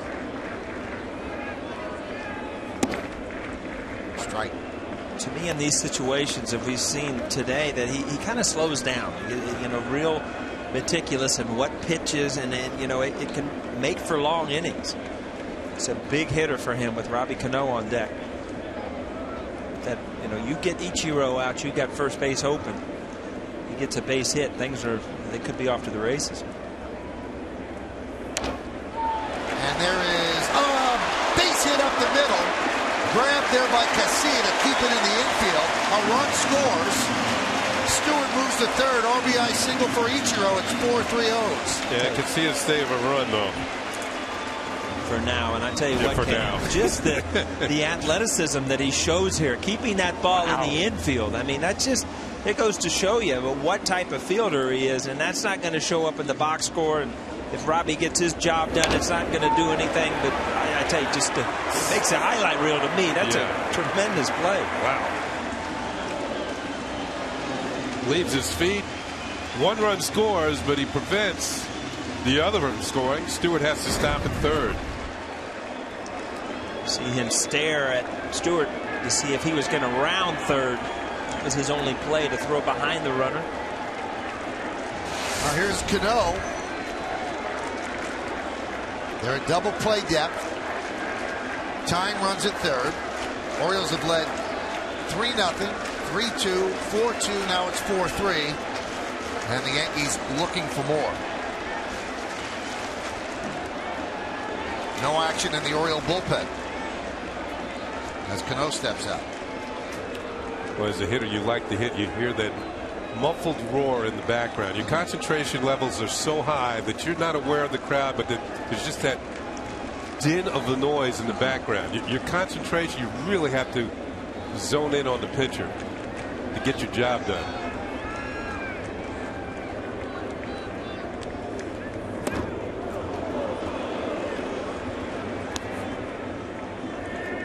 See Tillman, I mean, he pitches up because of his overhand. You get a little movement, a little, you know, it just kind of takes off at the plate. And he'll throw that same pitch as a curveball, whereas a hitter, you pick it up at the same eye level.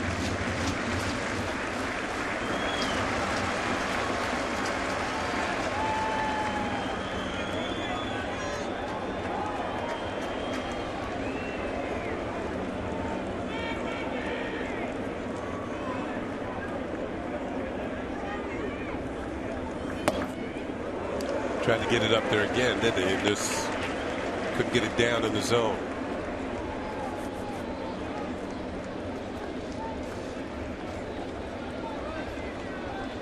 You would think you'd have to go to that curveball here. You've set up the curveball by throwing 2 high fastballs. So it's given up 18 home runs this year.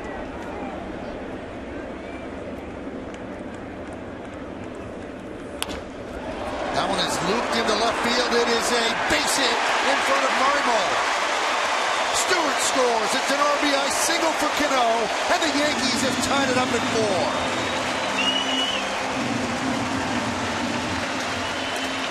4. Again, as an outfielder, you come in and you have a play, a possible dive for that with runners in scoring position. He went for the fastball in, and he did tie Robbie up a little bit. As good a hitter as he is, as strong as he is, he can drive it to left field. The in-between play, know if to go for it or not. Reimold had to respect the power of Cano because he could drive the ball to the opposite field. That's why he wasn't pulled in tight enough to make a shoestring catch.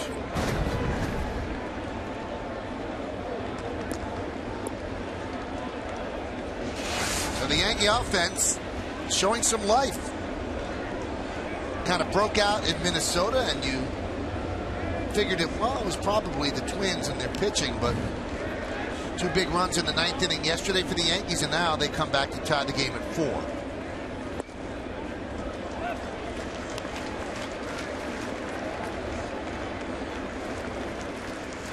That's T.J. McFarland warming up in the Orioles bullpen. A left-hander gets busy for Buck Showalter.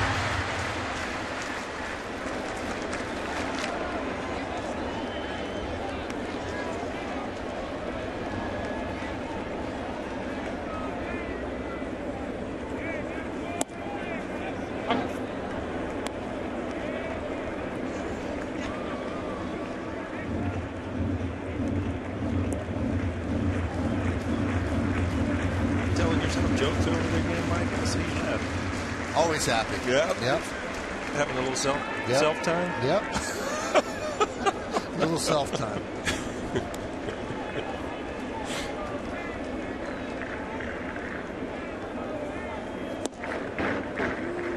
Two and one. And he's trying to keep the ball away from Hafner, and that was a stare down for Jerry Mills after that last pitch. Well, I remember pitchers that get in trouble, man. They think they should kind of strike. They do that. Wait a minute. Now you want a little help, right? Yeah. Come on, please help me out of this.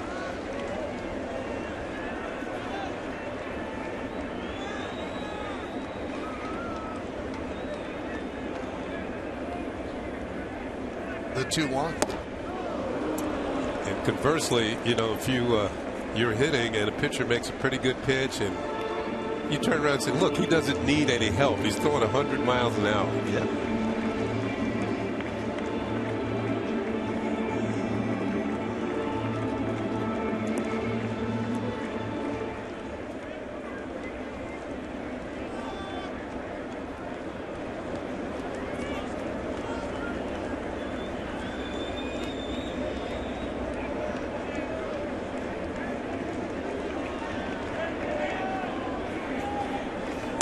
Strike three, Hafner down looking. They had thrown that slider time before, kind of tied him up. Right there, just a four-seam fastball. Just locked Hafner up. Everything was away to these last two pitches. He made his pitch there.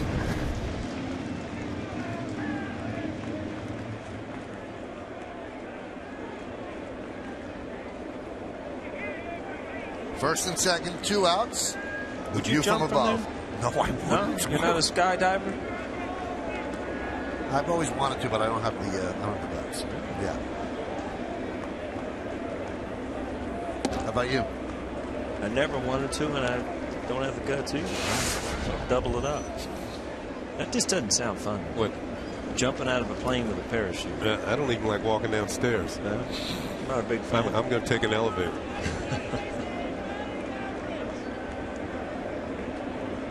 Ichiro's at second, Cano's at first. 2 men out. 4-4 game, bottom of the 5th. The 1-0 to Almonte. 1-1. Tillman's gone to the fastball here his last couple of hitters. You tied Hafner up much with like a short slider or kind of a cutter, and you haven't seen that much, and it can be really effective to the left-handed hitters.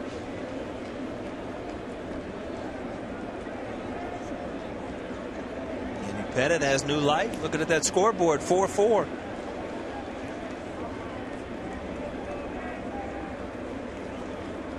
One. 2-1. Tell you what, Tillman, by moving the ball in to these left-hand hitters, it looked like it was a little cutter. That can be a dangerous pitch because if you miss a little to the right. That's the problem with that cutter. It can be so effective if it's thrown perfectly, and if it's not, it just becomes that kind of spinning fastball out over the middle of the plate.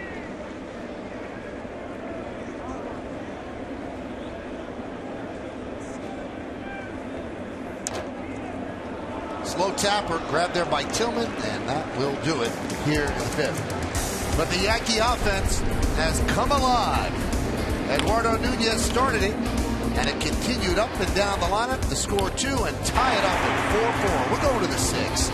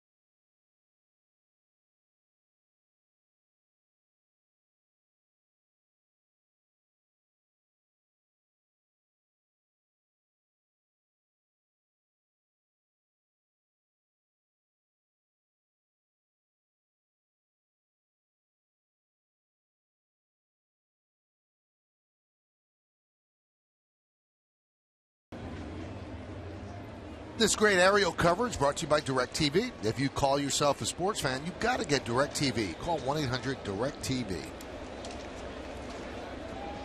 All right, we're all knotted up at 4 as we go to the 6th inning. 4 runs on 7 hits for the Orioles, 4 runs on 8 hits and an error for the Yanks. Chris Davis swings and misses against Pettit as he leads off the 6th. 2-run home run in the 1st inning for Davis, and then a fly ball to center. That was in the 3rd.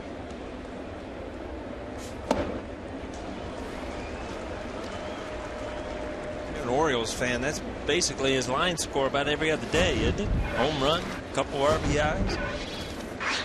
Pettit fooled him there, threw that one right by him. Kenny, you've watched him a lot. How would you pitch to Chris Davis? Is there a hole he has? Yeah, I think what you should try and do, well, first of all, Andy got ahead nicely, but then he likes the ball downstairs. I think you got to go lower than low or up in the strike zone. Like that. There you go. Lower than low. It worked. Kenny, you're a smart fella to say that right before that pitch. Well, Michael's even smarter for asking me. MLB.TV is celebrating 11 years. Join the millions of fans and subscribe today. Watch every out-of-market game live online on your favorite mobile and connected devices in HD quality with MLB.TV Premium. Visit MLB.TV today. MLB.TV, baseball everywhere.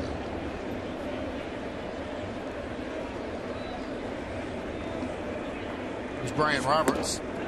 You know, I'd mentioned before, I'd never seen Brian Roberts hit 5th, and this is actually the 4th time in his career that he's doing it. He did it twice in 2001 and once in 2009. This is the 4th time. Usually we're used to seeing him at the very top in his heyday, and now down in the 9th spot, which is like a second leadoff spot. But 5th, not very often. I got that information from Casey Willett, who's next door. He's the engineer on the Orioles radio broadcast. And Casey was nice enough to look that up for me. This is the final year of a 4-year deal that Roberts signed, and really has not given the Orioles much for that because of the unfortunate string of injuries. 4 years, $40 million. He's just thrilled to be back playing as he lines a single to center field. This is what he's done in his career before the injuries. He's always been a good offensive player. Good hitter. It's a long list of injuries. Abdominal strain, concussion. And this is only since 2010. So look, concussion from September of 2010 to March of 2012. And then the hip surgery. So it's been a rough go for him. Hamstring surgery this year. Strike to Hardy.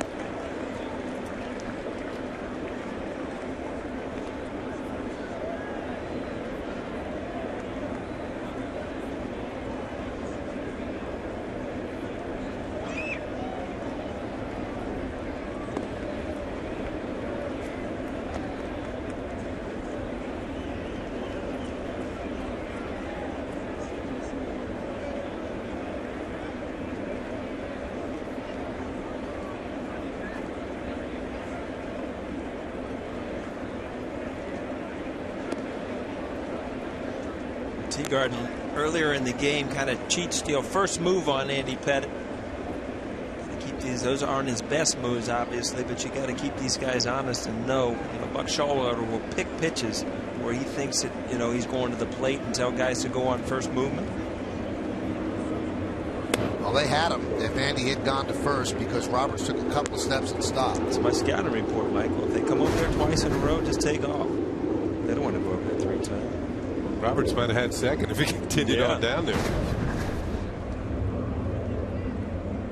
Kind of get with a lowered leg kick, I think, is the only thing that saved him there.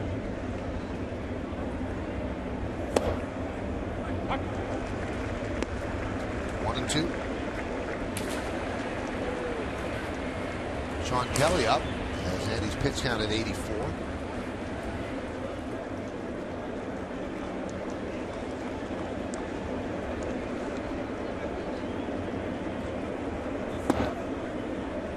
I think the Yankees realize you've got to handle Andy Pettit a little bit differently. I don't know if he's a 100-pitch pitcher anymore, and that's why you see the bullpen up when he's in the 80s. He's 41 years old. Right. Plus it's 90-something degrees out. What is it, 100 on the field? No, it's close to 120, that's all. But you remember that one of his best outings in Tampa early in the year, where he really taxed himself. He threw a lot of pitches and threw a lot of big pitches, and then he wasn't good for a couple of starts after that. And you got to realize you just don't bounce back, and that's the thing. If you can keep him under 100 pitches and get 6 innings out of him, you got to be happy. Strikes out Hardy. And 6 innings with this bullpen is okay. Yeah. Comes around that, you see that little cutting action, back door. Sometimes as a hitter you pick up that spin and you think it's going to break more than it does. That one actually kind of flattened out and he swung right through it.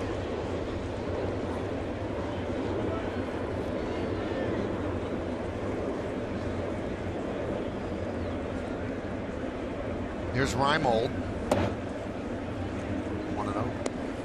Notice, and we saw it last time I called a game with David Cohn, that Andy Pettitte is kind of changing his arm angle now. He's coming more to the side, and it gives it a little more. It gets you around that cutter a little bit more, and it also, I think, helps his two-seamer and changeup.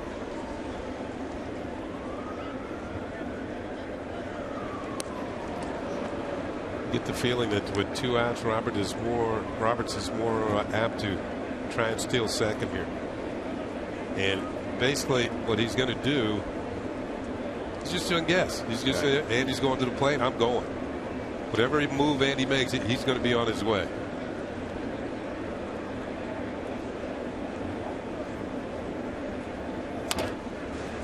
Grounded to third. Cruz goes the short way, and that will do it. No runs a hit, no errors, and 1 man left. So Andy has pitched 6, and the Yankees and the O's are tied at 4.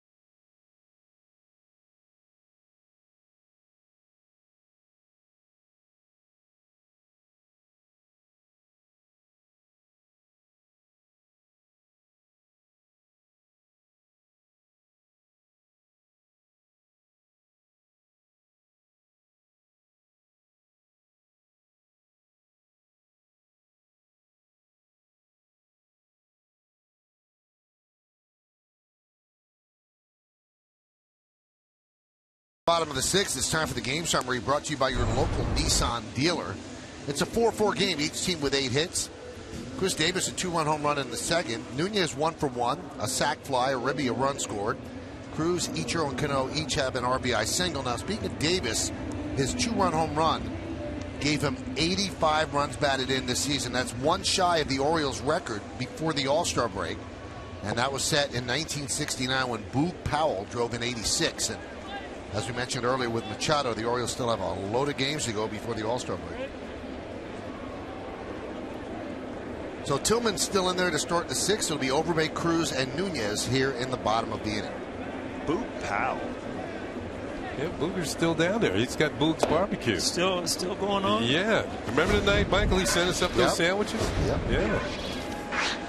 I know, playing right field there sometimes, if the wind was blowing the wrong way, you had to smell that smoke the whole game. take a few bucks out there with you, get a sandwich? Just in case you have a long inning, a couple pitching changes.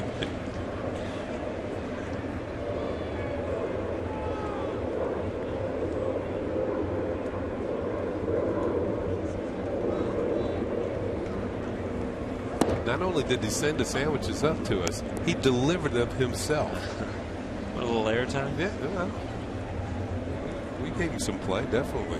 Who could hit him a long way in his day, though? Yeah, he had power to all fields. He was a big, strong left-handed hitter, and was MVP one year. I think it was 1964, somewhere in there. Ask Michael. He knows, I'm sure. 64, Michael? 64, 69, one of those years. I don't know. I can say I don't know. Really? Yeah. You pass. You're allowed to pass a couple times. Oh. That one lands in the Oriole dugout.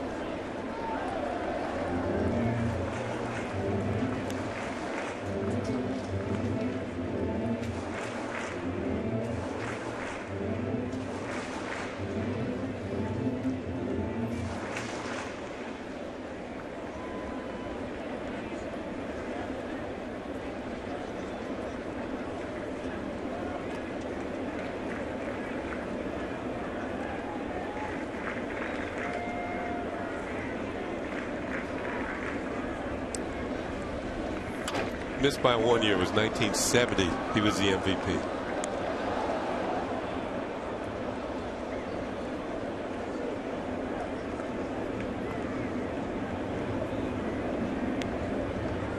He was the runner-up in 1969, so he had back-to-back pretty good years. Yeah.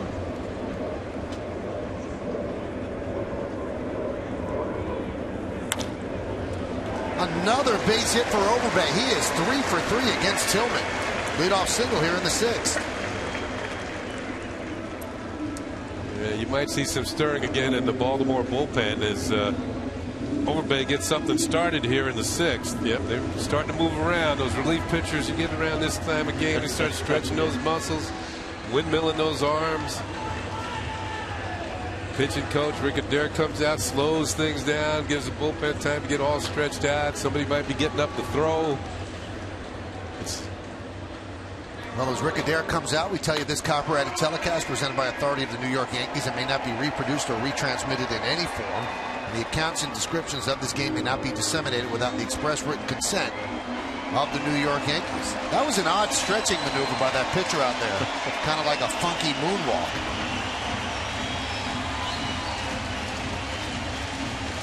And it looks like it's going to be Kevin Gausman who's warming up, and the Yankees know him. He throws hard, and he's one of the Orioles' young starters in waiting. Let's see if Cruz lays down a bunt here. Game is tied.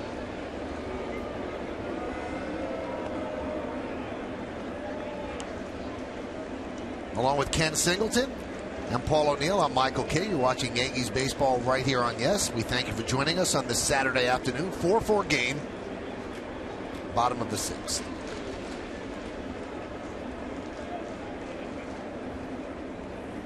And he does bunt. And it rolls foul. I tell you what, if you watch the bat angle and how much it drops, it shows you Tillman's curveball when he throws a good one. You just pull that seam down and get that spin, and you, whoa.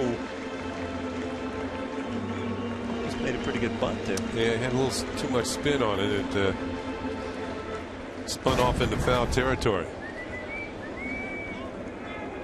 This is the bunt where you want to make the first baseman handle the ball if you can. That's what Cruz is trying to do. Machado's way in close. He can shake hands with Cruz. Bunted first base side, and again it kicks foul.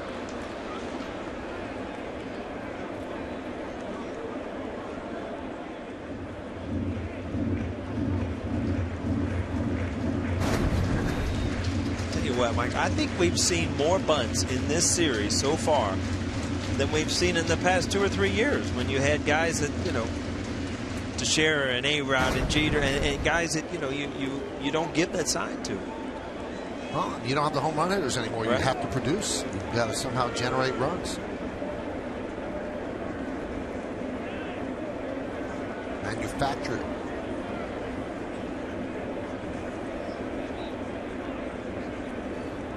Running with 2 strikes, and he gets it down.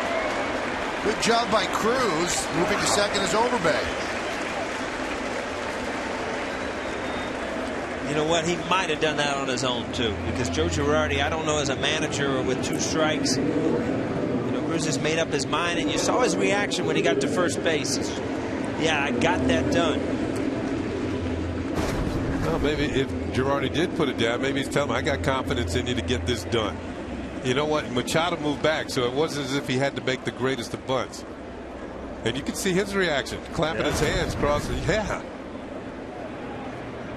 I'm better than that. You square around with 2 strikes, you know there's no in between. You can't hit another foul ball. So here's Nunez, a sac fly and a single in his return back. He's been away for 2 months with that left oblique pull. Yankees have done a nice job in these situations today. 4 for 7 and 4 ribbies with runners in scoring position.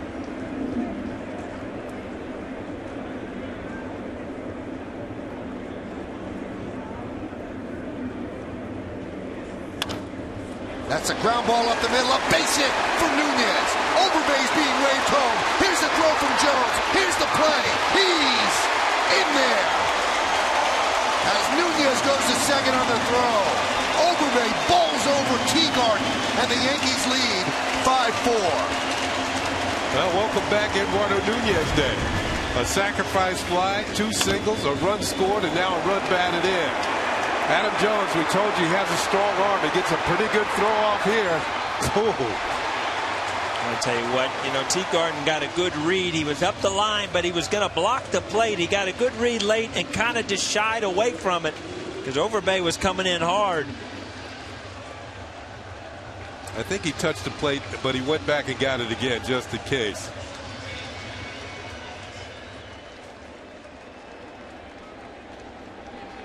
When you're running this play, Kenny, you remember it's kind of an awkward play. You don't know if that catcher's going to move or if he's going to stay in there. Teagarden kind of moved away right at the end. Pitches high to Stewart. However it was done, the Yankees take their first lead of the day. Heads up play by Nunez, too. The ball got away from the catcher. He was headed to second base anyway. I'll tell you what, he's had good at bats today. The ball sounds good off his bat. His approach has been good.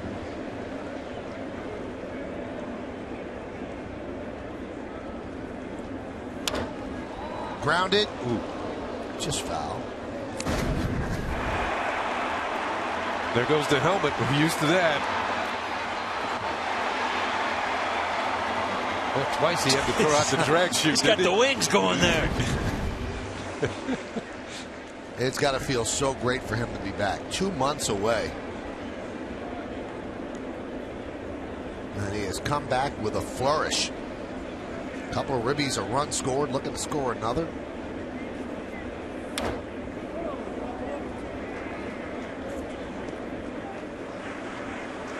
We were talking about yesterday, the Yankees going through tough time schedule-wise and how important it is. They end up winning this game. They go ahead of Baltimore. And then Boston is out on the West Coast. You figure, you might pick up some games. Go into the All-Star break a little closer. Much better feeling.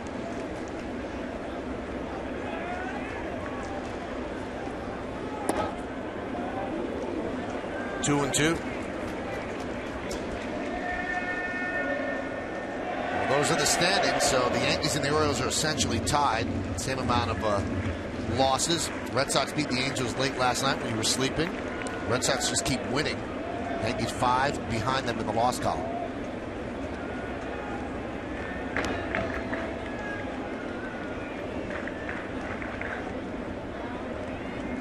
Two. 3 and 2.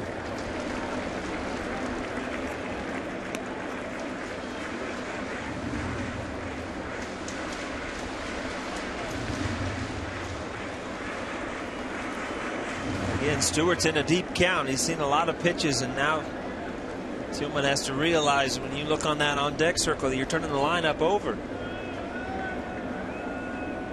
The bullpen's getting fired up and ready with the lefty up.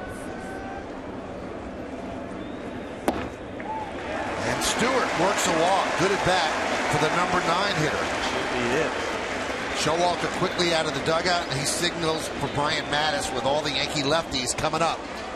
So Tillman will leave trailing 5-4. The runners on base, his responsibility.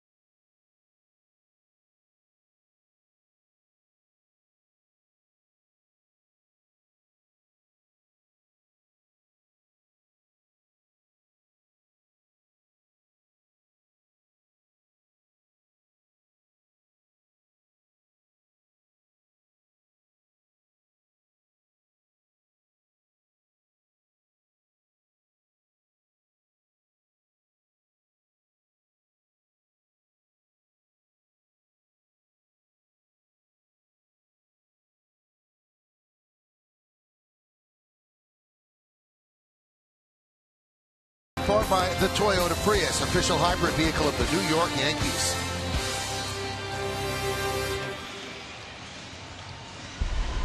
Well, Buck Showalter has to make the call to the bullpen, brought to you by AT&T.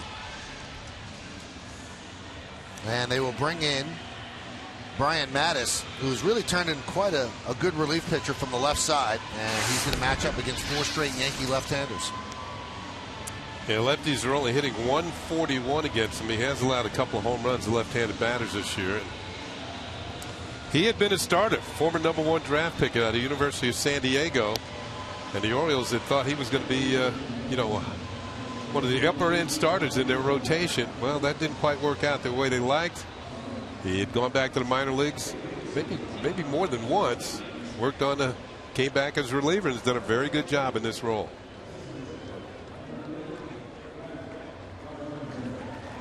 San Diego State, you say? No, University of San Diego. Oh, okay. Tony Gwynn with San Diego State, yeah, right? He's the coach there now. Mr. San Diego. Absolutely.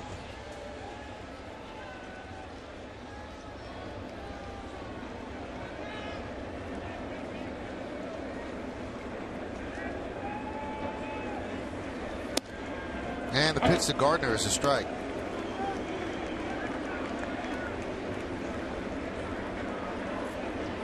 So a rough outing for Tillman. 10 hits, 2 walks. The runners on base are his responsibility. He's allowed 5 runs so far.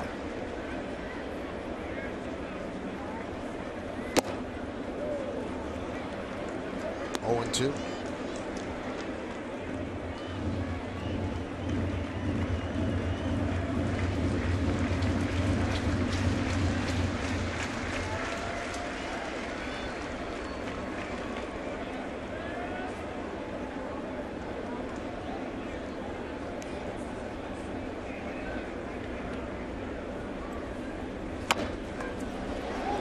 Tap back to the mound. They go to third to get the force. Good play by Mattis.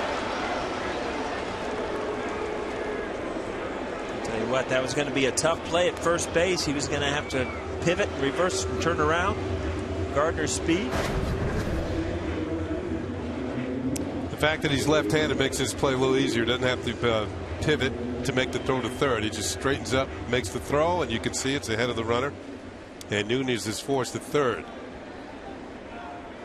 Closer in a look. If he was right-handed, he probably would have gone to first. Yeah. Machado, good job being there, give him a target. Last night we remember the bunt where he was in, nobody was home.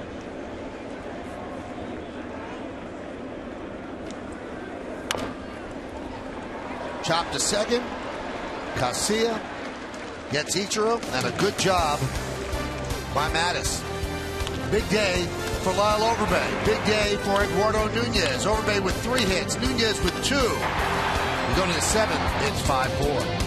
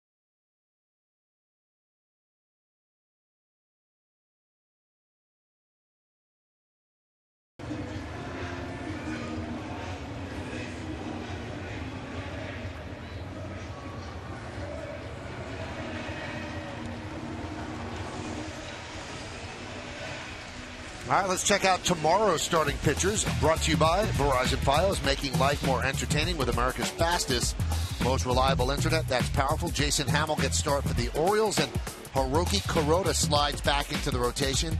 Been bugging the Yankees saying, I'm fine. So he's fine enough to start tomorrow. Our coverage begins at 12:30 p.m. right here on Yes. First pitch, 107. And the pitch to Casilla is a strike. Pettit comes out to start the 7th. Yeah, it's interesting. He's starting the 7th, but Joe Girardi already has the bullpen going just in case. Cadillac scoreboard has the Yankees up 5-4. Between innings, home plate umpire Jerry Meals. A little of that towel treatment, either ammonia or ice towel.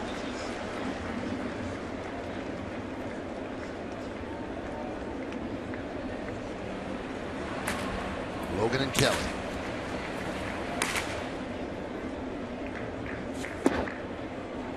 Crowd of 42,678 well done fans. Well done.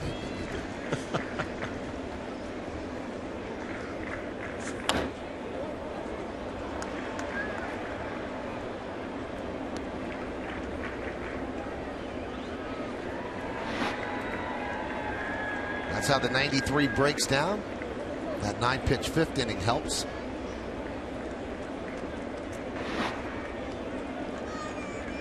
Two up the middle. Nunez fields. He has no play. A base hit for Casilla. Yeah, it looked like Pettit almost let this go, thinking it was going to be an easier play. That's just a reaction from a pitcher. Look, you see, he just pulled back, not knowing where Nunez was playing.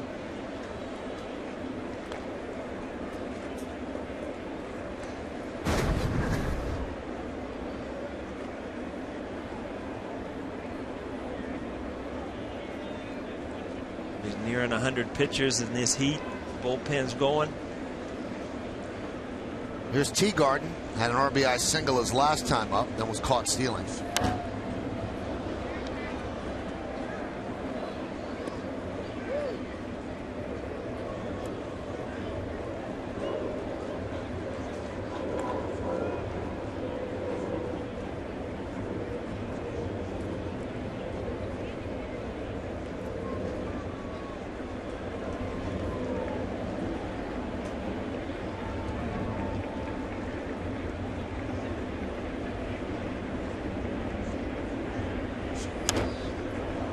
High fly ball, left field. Almonte makes the play for the first out. Well, make sure you're at Yankee Stadium this Monday, July 8th, for one of the hottest collectibles of the season. The Yankees are bringing back the Player Bobblehead Series, and it's Derek Jeter Bobblehead Night, the first in the collectible series presented by AT&T. For tickets, log on to Yankees.com, visit the stadium ticket window, Yankees clubhouse shops, or call Ticketmaster at 877-469-9849. That little dude's Scranton there. That's right. He's hoping that he comes into Yankee Stadium soon. It looks like a follow-through on many a base hit we've seen. There he is on my scorebook. How you going to hit tonight in Scranton? Going to get a hit? Let's see. And pitch to Markakis is a strike. Remember a few years ago, the Yankees were opening up the season against the Boston Red Sox, and they were taking batting practice in spring training, and they asked Derek, what was Josh Beckett's pitch count going to be if he throws that first pitch in there? And Derek says, 1. I'm going to hit it. Exactly. I'm going to hit it. Yeah. Tell you what, for years when I was hitting third, if Knobloch was leading off and Jeter, if Knobloch had a quick out, I was sprinting to the bat because I knew Jeter could be easily one pitch.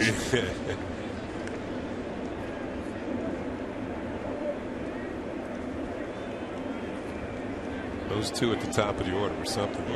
Both of them going to score over 100 runs. Runner goes, throw to second. Stolen base for Casilla. Great jump. Tell you what, I don't know if they found. I mean, Andy Pettit's move has been noted around baseball as being one of the better ones, but they have taken off a few times. If they see something, or if they're just guessing well today. Casillas now 6 out of 7 stealing bases this year, so Andy Pettit's not the only one that he's stolen the base against. Casillas really shown some stuff today. Had some good at bats, some great defensive plays. Now steals a base in a big situation. I mean, when you steal a base and it's 5-0, okay, but when you steal a base when you're down a run in the 7th inning, that's a meaningful stolen base. 1-2.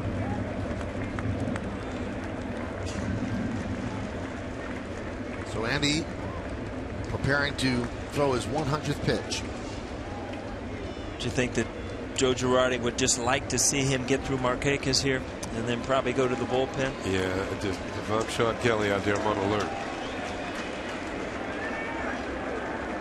A tough out, though. Markakis has had some good at-bats off him, even though he's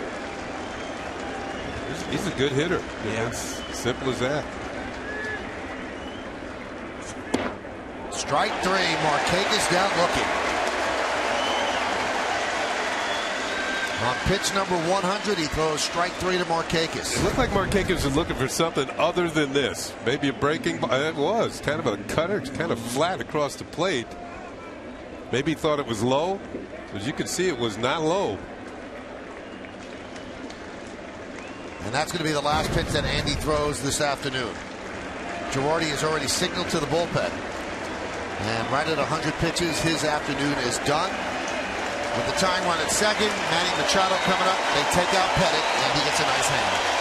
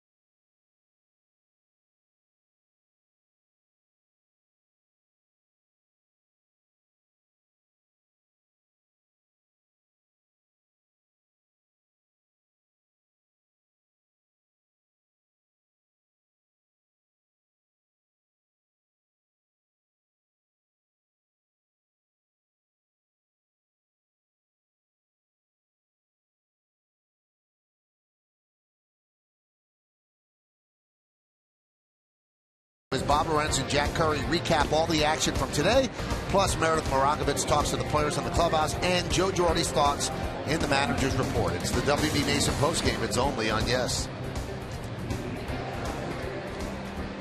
All right, time runs at second base here in the 7th. Sean Kelly comes on in relief of Andy Pettit. 47 strikeouts in 32 innings. Meredith doing the post-game report, jumping in the car, going to see G play tonight. That's right. Dedication. We'll get a true report tomorrow on how he does.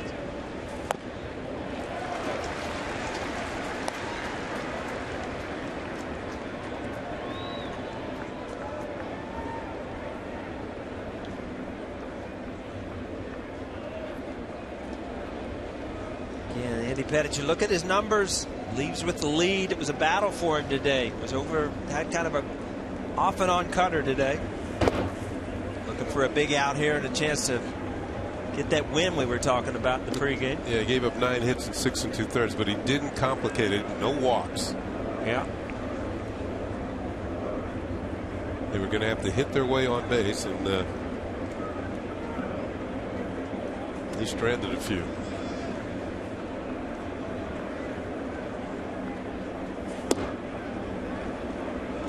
Count 2-1 to Machado.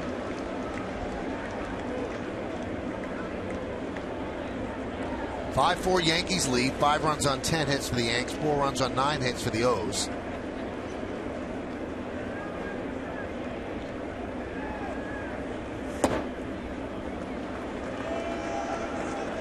You look at the Baltimore Orioles, and you know offensively they're a dangerous team. You look at this stretch here. Markakis is tough out. Then you go Machado, Adam Jones, Chris Davis, Roberts, and Hardy. All guys that can hit home runs, drive-in runs, and just good solid hitters. So you've got a tough stretch. Good slider. That's Kelly's A pitch. That's why he gets a lot of strikeouts. See the tight spin. Talk about spin. That MLB logo right there just stayed in one spot there. 3-2. Lost his bat, fouled it back. Sometimes you sweat so much that your batting gloves even get a little slippery. Machado lost the bat there, and on a breaking ball that was up. He might have hurt his hand. He's Adam Jones coming over to talk to him. Or he's got some stickum for him for the bat. It just flew out of his hand.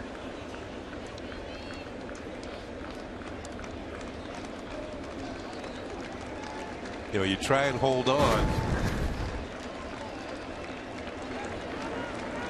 With his left hand, he was flexing.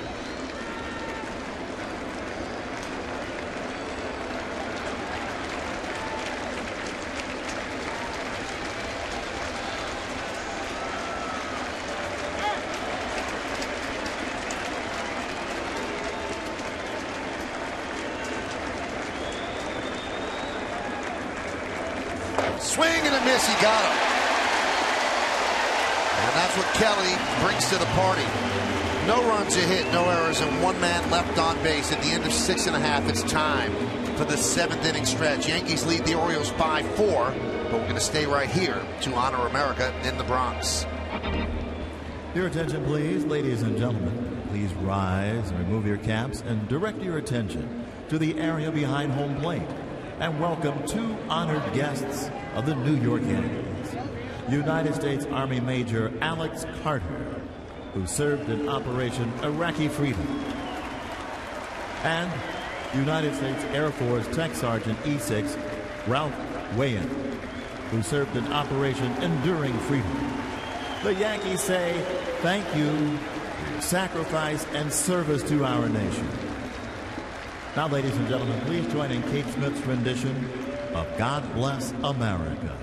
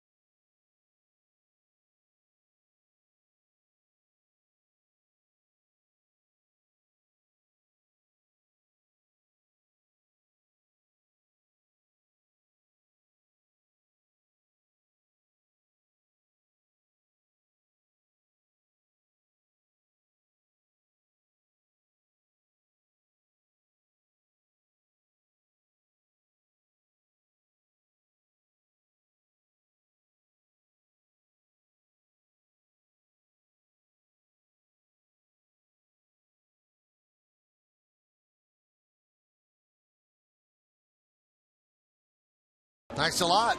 She better leave now, but she's got some post-game work to do. To vote for the Chevy player of the game, visit votechevy.com. Results will be revealed in the post-game show. Our guys do such a great job on the cameras. It's hot out there. They've got those umbrellas up, trying to cool down just a bit. So thank you guys for all the work you're doing. Hydrate, fellas, hydrate. There we go. He's got the best hair, though. He should not have that hat on. Show everybody your hair. Look at that, huh? From the Joe Girardi collection. Full boat up there, too. That's just being young there. Good brag. All right, we go to the bottom of the 7th. Hey, Vinny, all right. So thanks to our whole crew. You know, a cameraman, they also work football in the offseason. I wonder what's worse, hot in the summer or cold and football in the winter. To me, you can kind of dress for the cold. The heat.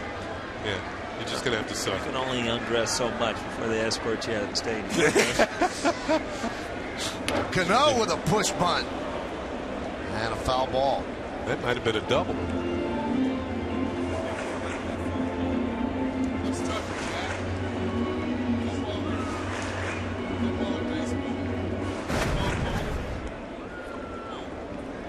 This is what he was trying to take advantage of. Why not? I mean, you're in a close game. They're giving you that. I just asked Jack Williams, our high home cameraman, which was tougher, football. He said football's tougher. He doesn't like the cold. 1-1. I realize Jack's up here too. He's in the booth. He's not out in the sun. Over here, there's Tommy Bahama over there, cool as a cucumber.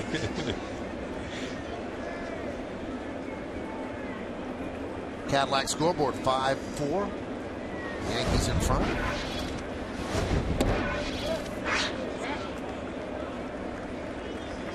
Gary Darling, the crew chief, says he checked the swing.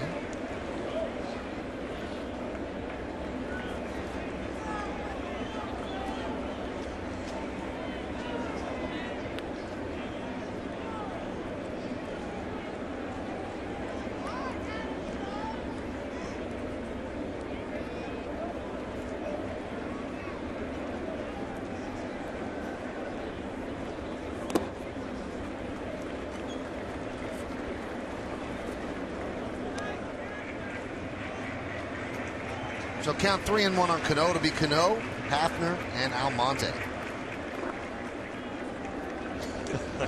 Here's Jack. I like that shirt, though, man. Never perspires, that man.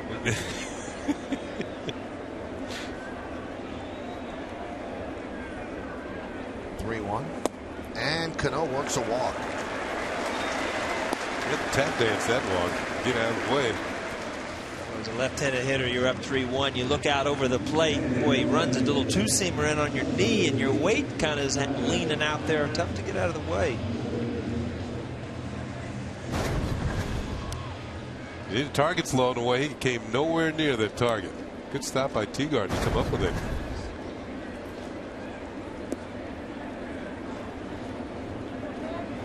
Hafner walked and scored in the second, grounded to second, and then struck out looking.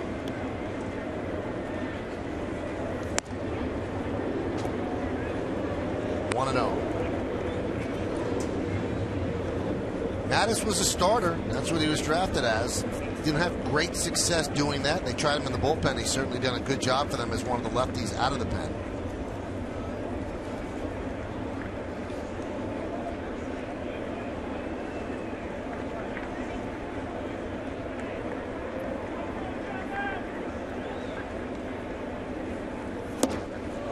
Good swing.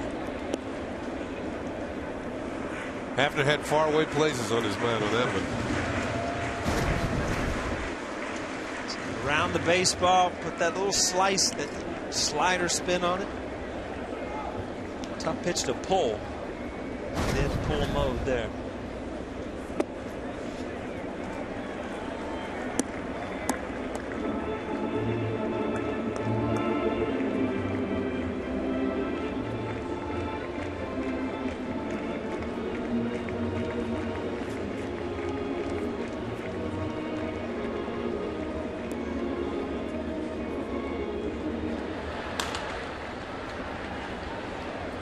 Hard throwing Gausman. Second time he's up. 3-1.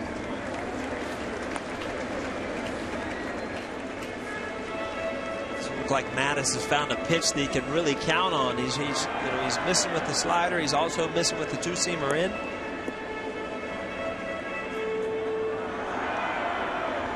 If you're Hafner here, you're looking for something right down the chute. Just you're open for business. Let's put it that way.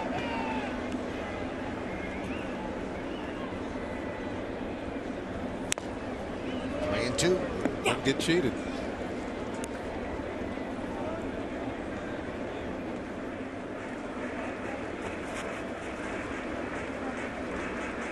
I think as a hitter, I mean, are you kidding me? A 3-1 slider? Come on.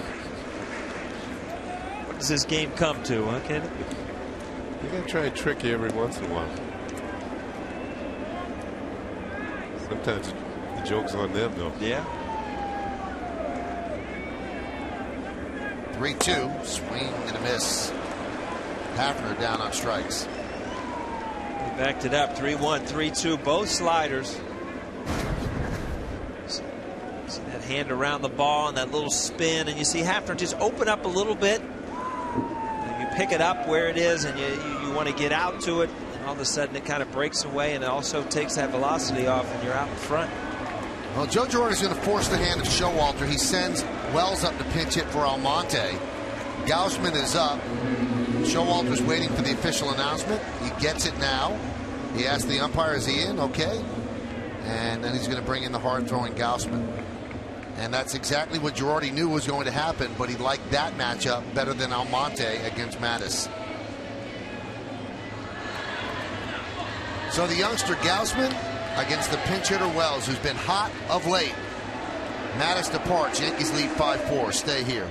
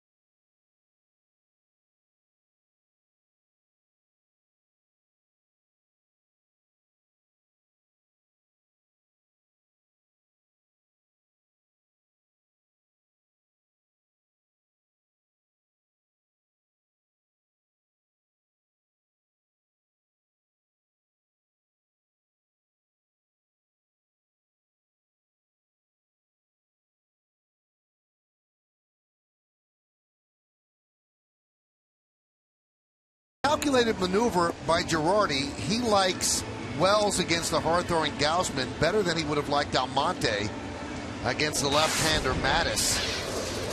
And those are the numbers on Gausman. He pitched against the Yankees last week in relief and did very, very well. Actually got his only big league win. 38 hits in 30 innings, 6 walks, 25 strikeouts. And Wells has been hot of late. So they'll have the veteran against the rookie. Yeah, when Wells coming to the plate there, all the years he was in Toronto, he had a chance to build up some stats against Eastern Division teams. Now, with A-Rod on the disabled list, the active player who's hit the most home runs against the Baltimore Orioles is Vernon Wells. He's hit 36 of them. A-Rod way out in front with 59. Now, with some of the injured players coming back and Almonte playing well, the Yankees are thinking, how do we get Wells into the lineup more? And before the game today, they were working him out at first base. And maybe he can end up playing some games at first against some lefty starters, giving Lyle Overbay a bit of a rest, but they worked with him extensively at first base today. Both Rob Thompson and Mick Kelleher. Well, we see him in third. That was for what, 1 inning? Usually they put you further away from the ball, not closer to the ball. That's Mick Kelleher, who's the Yankees infield instructor. There's Vernon Wells going through some paces. Mick is a great instructor. It's a good fielder. Give some credit to Wells as a former Gold Glove winning outfielder, and he wants to play. And that one on the fist, he dunks it into left field. It's caught by Reimold for the second out. Gausman does have a fastball about 97, 98 miles an hour.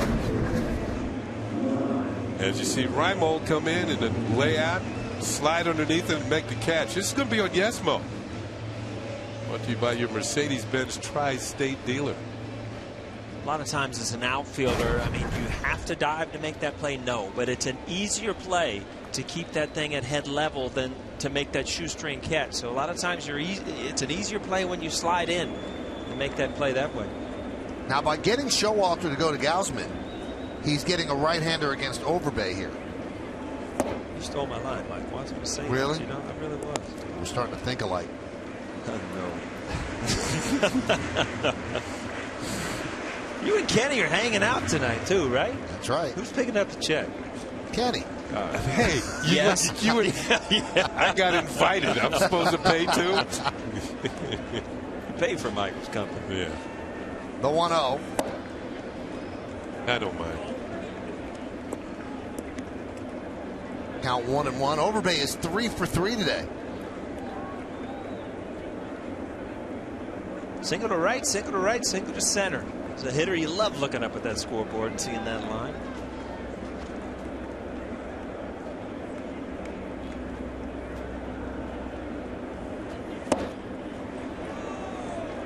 Change up too. This young man's out of Louisiana State, so he's out of a good college baseball program. They won the College World Series a few times. That's #1 draft pick, big time money.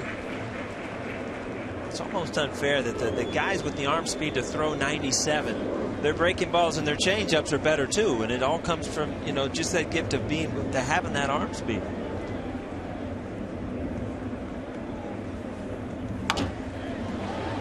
There's a ground ball to Machado, playing well off the line as Overbay is thrown out to the final out. No runs, no hits, no errors, 1 man left. We'll go to the 8th. Yankees up by 1.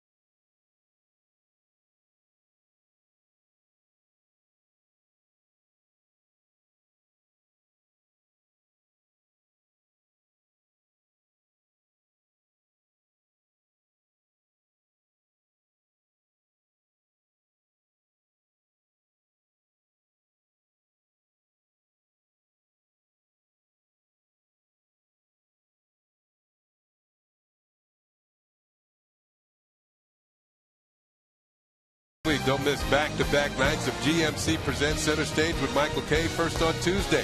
Basketball great Earl the Pearl Monroe takes a seat to discuss his championships with the Knicks. Then on Wednesday, Michael sits down with tennis superstar Venus Williams. It all starts Tuesday at 11, only on Yes. Back-to-back nights. That's good. Earl the Pearl. Yeah. I remember watching him. Well, we forgot Tad before. Tad Davis? You know, Earl started his career with the Baltimore Bullets. Yeah. And then was traded to the Knicks. Great backcourt of Earl and Frazier. And he talks about the deal. Very good guy. So the Yankees now go to David Robertson to pitch the 8th inning with a 1-run lead.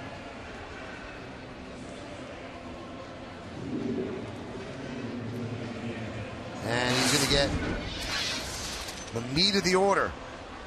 Jones, Davis, and Roberts. Yeah, similar numbers right through here as Sean Kelly. Big-time strikeout pitchers. You know, they come in, there's men on base, nobody moves. So Robertson will start it off with Adam Jones, who is 1 for 3 with a run scored.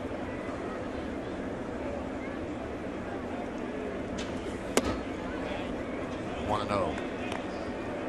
Hyundai scoreboard 5-10-1, leading 4-9-0. You know, Michael, you've said it before that sometimes that save can be in the 8th inning. And this is probably one of those times. You're looking at Adam Jones, Chris Davis, Roberts, and Hardy. I mean, that's the tough part of this lineup. So Robertson drew the straw today to get through the meat of this order.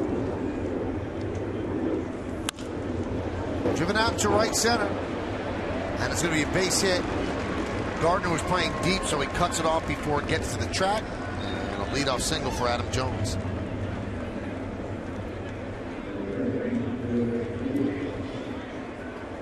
Second hit for Jones.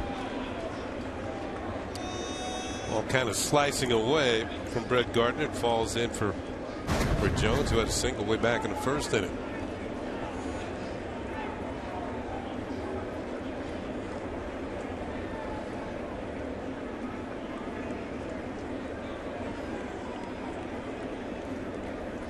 Here's Davis.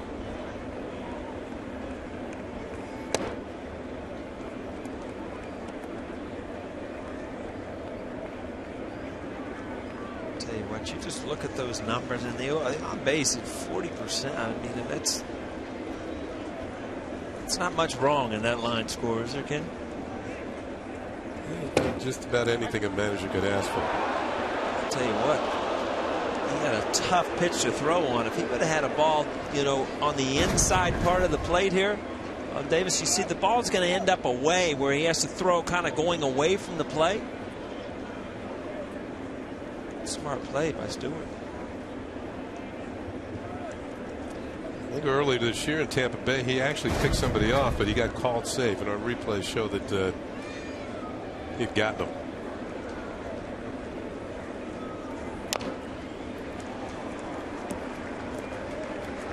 Davis has faced Robertson 6 times without a hit.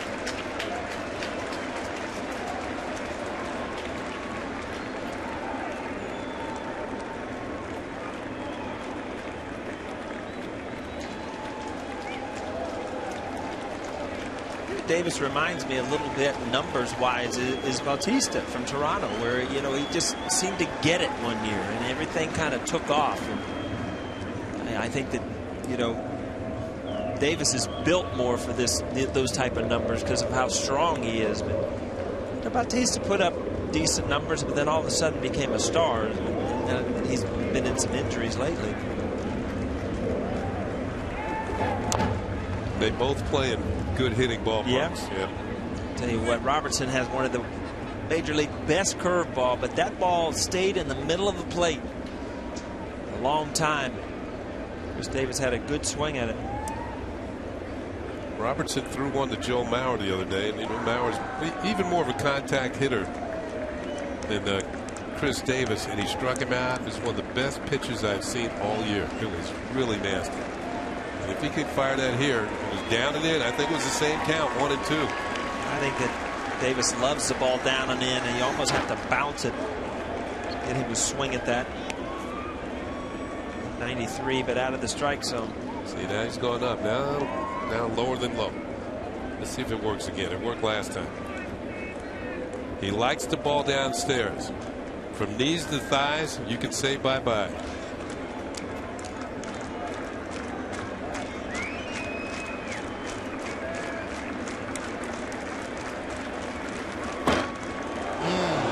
Just missed. It's one of those pitches where you don't hit the catcher's glove, and sometimes you don't get the pitch. You see Stewart has to reach across the plate. That's a and strike. Strike 3. Yep.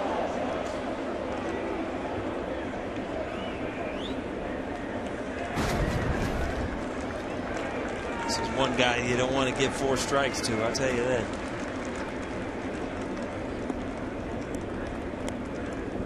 Yankees lead 5-4, top of the 8th. Runner on first, nobody out, 2-2 count.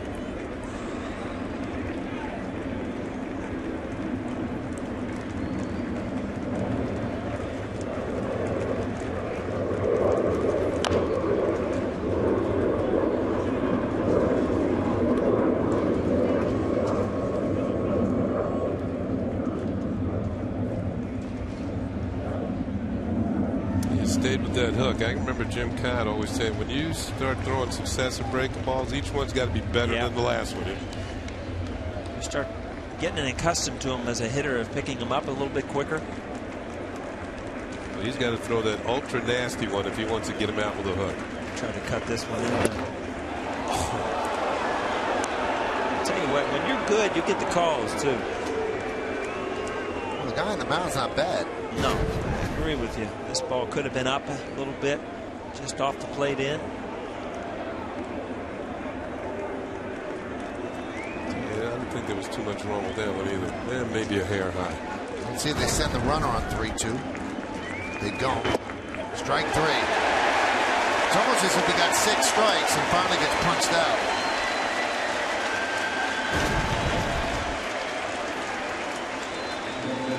That time, that had plenty of corner, and it was knee high. And again, the Stewart has to reach, but I mean, you see that that's almost the middle of the plate. It ends up. When you see that load, and it just looks dangerous when he gets back to that back leg where he could just unleash. Davis has now struck out 98 times this year. Here's Brian Roberts.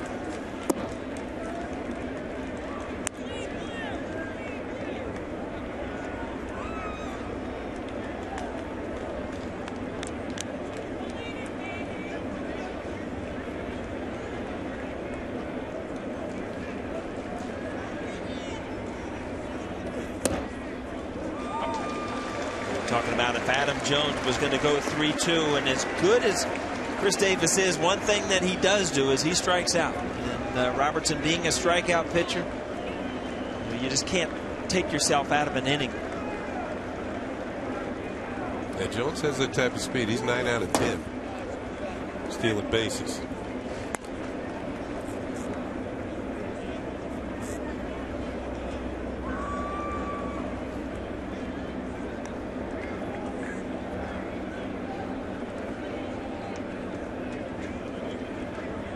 Saying that shot of Jones we hit twice, 2 years in a row now. He's been the most valuable Oriole. He's going to have to go some in the second half this year. Let's see if they can turn 2. There's 1. And there's 2. A 4-6-3 inning-ending double play. No runs to hit, no errors, and nobody left on base. Cano to Nunez to Overbay to the bottom of the 8th.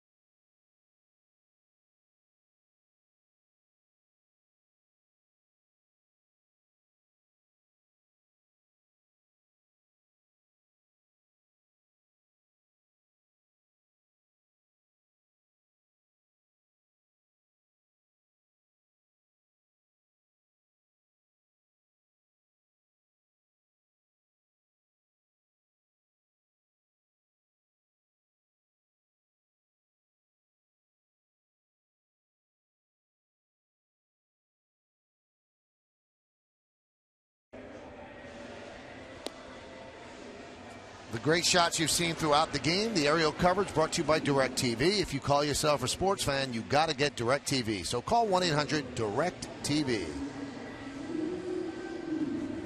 So the Yankee bullpen, an inning and a third of scoreless ball so far. And next up will be Mariano Rivera to pitch the ninth. But the Yankees can tack on some runs here in the bottom of the eighth inning. Cruz, Nunez, and Stewart against Gausman. Cruz 1 for 2, RBI single, sac bunt. Pitch is high. Hyundai scoreboard 5-4, Yankees lead.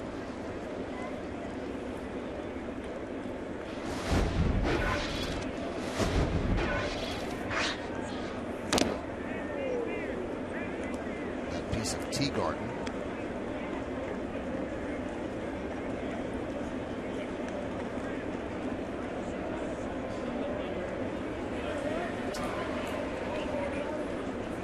Gets loose with the weighted ball, then gets handed a baseball.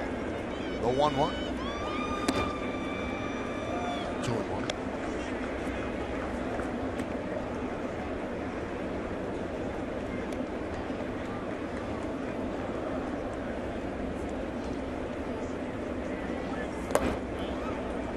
Three and 1.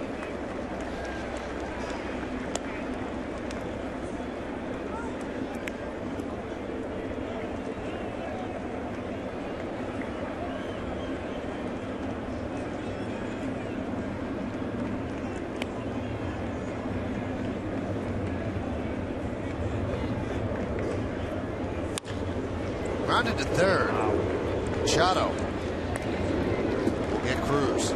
It's another one of those loud outs, Kenny. Cruz has had some good at bats the last couple of days. This ball's hit hard in between hop. Kind of comes up. Machado, we've talked about how good he is defensively. Remember, he was a shortstop in the minor leagues.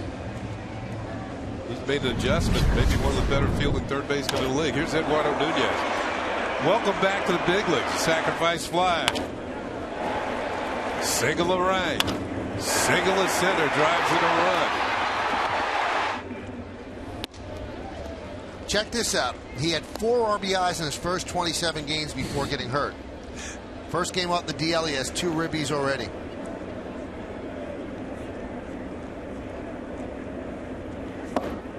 Had a little bit of a base running blunder his last time on. He was on second base with slow roller by Gardner, and he kind of broke it down thinking that the play would be at first, and he got thrown out at third. That might have changed the specter of the inning. Yankees did not score any more runs that inning.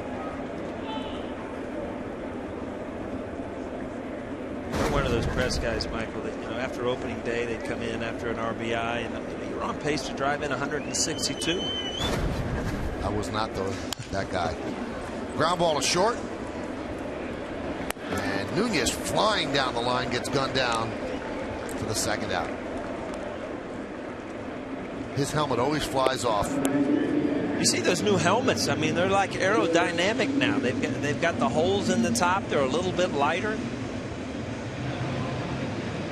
Some of those infield hits we missed because we didn't have those good helmets. Do that? Wouldn't it help me? I didn't do it.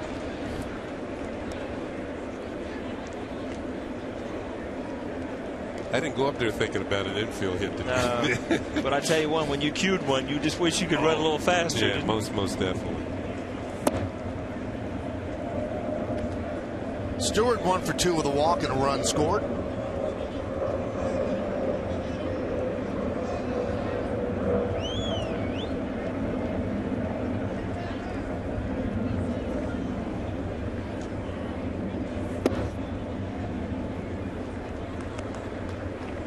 Look at Gausman. Even when he tries to almost aim the ball to throw a strike, it's still mid-90s. If he gets allow that arm to just release the ball, I mean, he's in the upper 90s whenever he wants to be.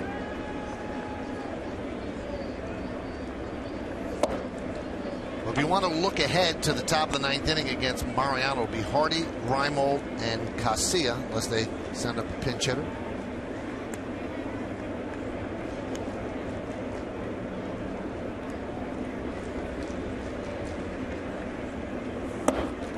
think that Reimold, you know, you might pinch hit, but I tell you, Casillas had good at bats today.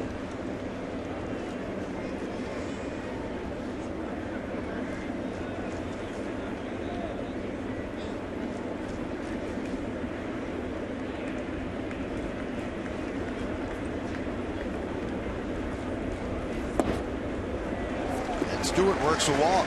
Second walk of the afternoon.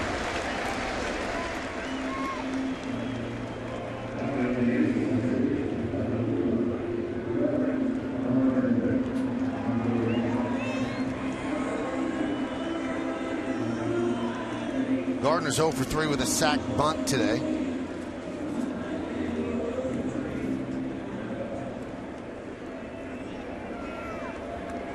Tell you what, Chris Stewart at first is quietly one of those stolen base guys. You know, he's cheat steals. Yeah, he's he's at the right time. Pick his spots. He's 3-0.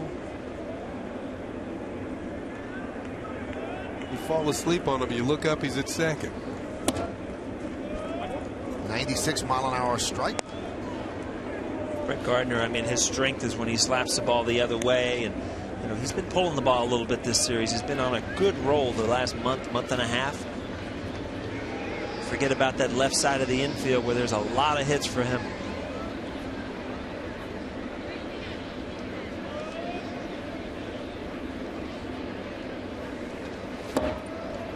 Change up there. Go from 97 to 86 all of a sudden. That gets your back muscles loose, Kenny. Yeah. You see, that's a split finger. Same arm speed, and you reach as you're swinging, and it's just not quite there.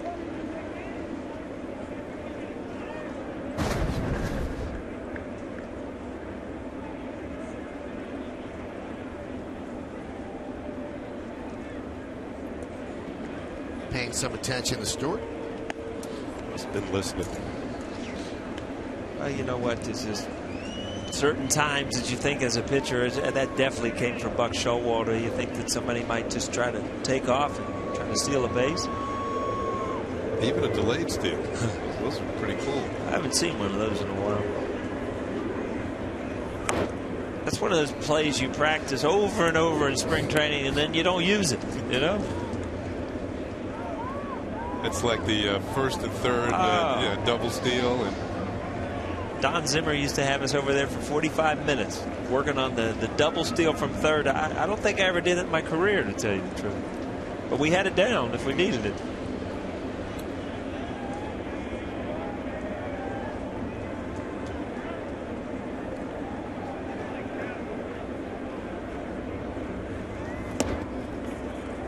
That one gets away from Teagarden. Didn't need to steal it. Sometimes you get crossed up as a catcher, and it's as good as a steal. Wow, looking for something else there. And they scored a pass ball. That's a split finger, too.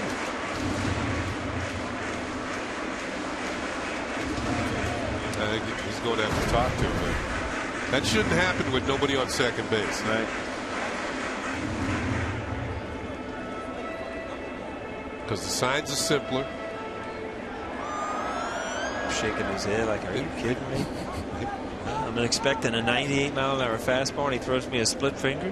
You know what? It might have been his fault. He called and thought he put down a different finger or something.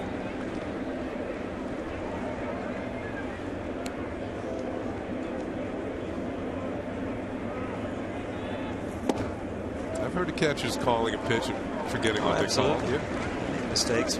I'll tell you one thing, though. This would be a huge run for the Yankees. You know, little base hit right here, 2-run lead. Much different. That 1-run lead going into the ninth. It's going to be tested, though, because the outfielders have all moved in. They all have pretty good arms. He needs one towards the gap for a hit.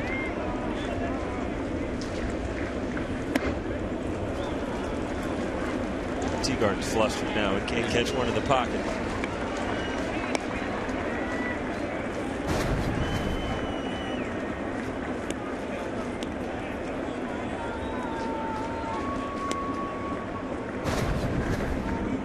Adam Jones, very shallow center field. That's the way he usually plays it. Marquez is very strong arm and right. They are not tested as Gardner goes down on strikes. No runs, no hits, no errors. One man left. The Orioles will try to do it against Mo in the ninth.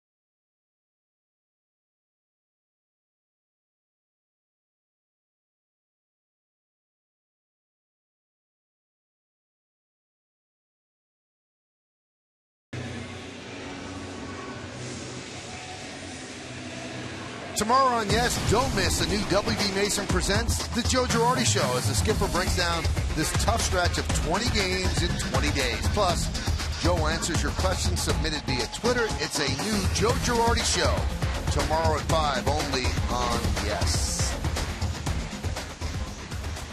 All right, so it comes down to the ninth inning. Sean Kelly got the final out of the seventh. David Robertson, a scoreless eighth, and now they turn it over to Mariano Rivera to try to nail it down. There are the numbers, 28 out of 29 for Mo this year. And if you're looking at for a team that he's had the most saves against in his career, it's the team that they're playing today. 75 saves against Baltimore. Good Lord.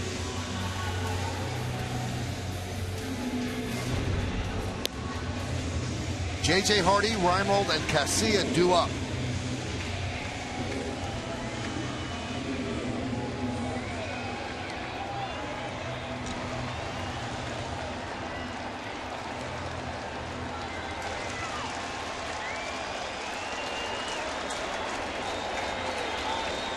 So Hardy will lead off. Reimold due up next, but Nate McLouth is going to pinch hit for him. He is on deck.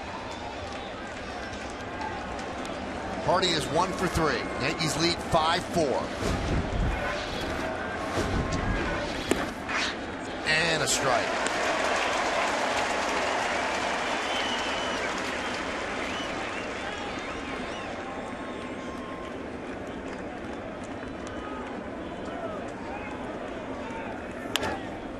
Punched out softly to second. Right there is Cano. He's going to get Hardy for the first out.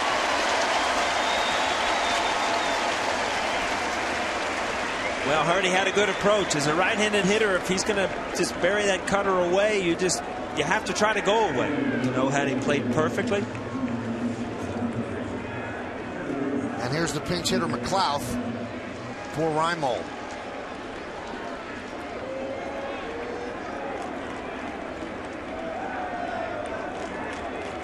This is a wonderful day off, Michael. You get a day off as a left-handed hitter, and then you get to pinch hit of Mariano. And a strike to McLouth. They send Ryan Flaherty out on deck to pinch hit for Casilla.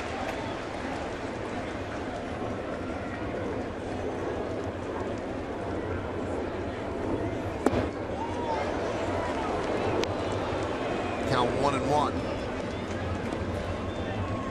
Oh, that's a fantastic shot. It's like old-time baseball there, doesn't it?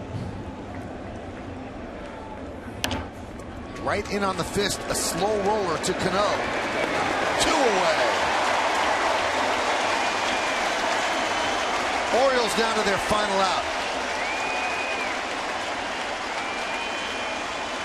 You see the difference in closers here. Mariano comes in and just strike after strike. You are going to have to beat me. As opposed to Johnson last night, who got behind hitters, walked a couple guys. And I tell you what, the confidence when Mariano comes in the game, it hits you as a player. It's unbelievable. So Flaherty pinch hitting for Casilla. 0-1. Well, Johnson was wild yesterday. He now has 1 fewer walk than he had all of last season, so things have changed for him as well. But Buck's not worrying about his closer. He's worried about the Yankee closer right now. The 0-1. Each one of these hitters has seen a first pitch strike. It's like you're always in defense mode against Mariano, because he stays ahead, he pitches ahead, and he's got that cutter that just is not good to hit from the left side. And now the O's are down to their final strike, a 1-2 count on Flaherty.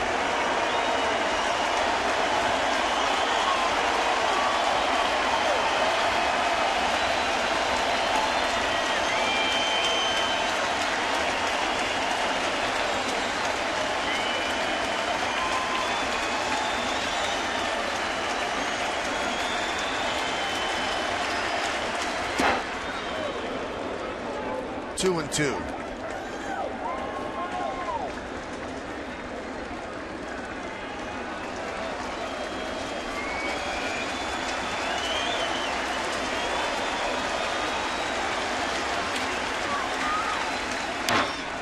Punched up the middle, grabbed there, knocked down by Cano. A base hit for Ryan Flaherty to keep it alive.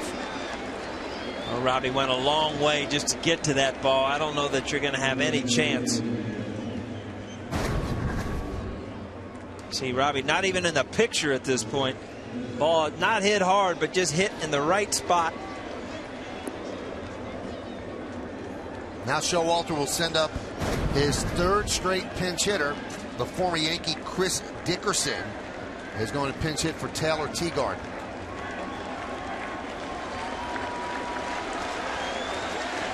Hitless in 1 at bat in his career against Mariano.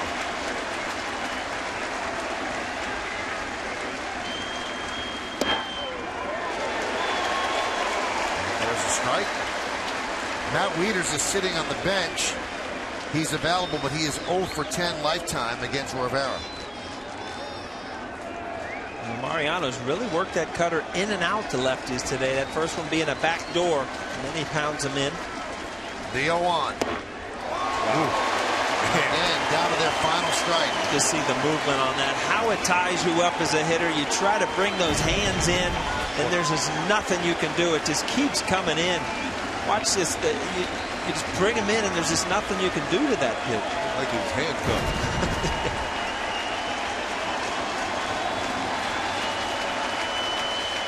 Swing and a miss. Yankees win. They win their season high 6th game in a row as Rivera nails it down in the 9th.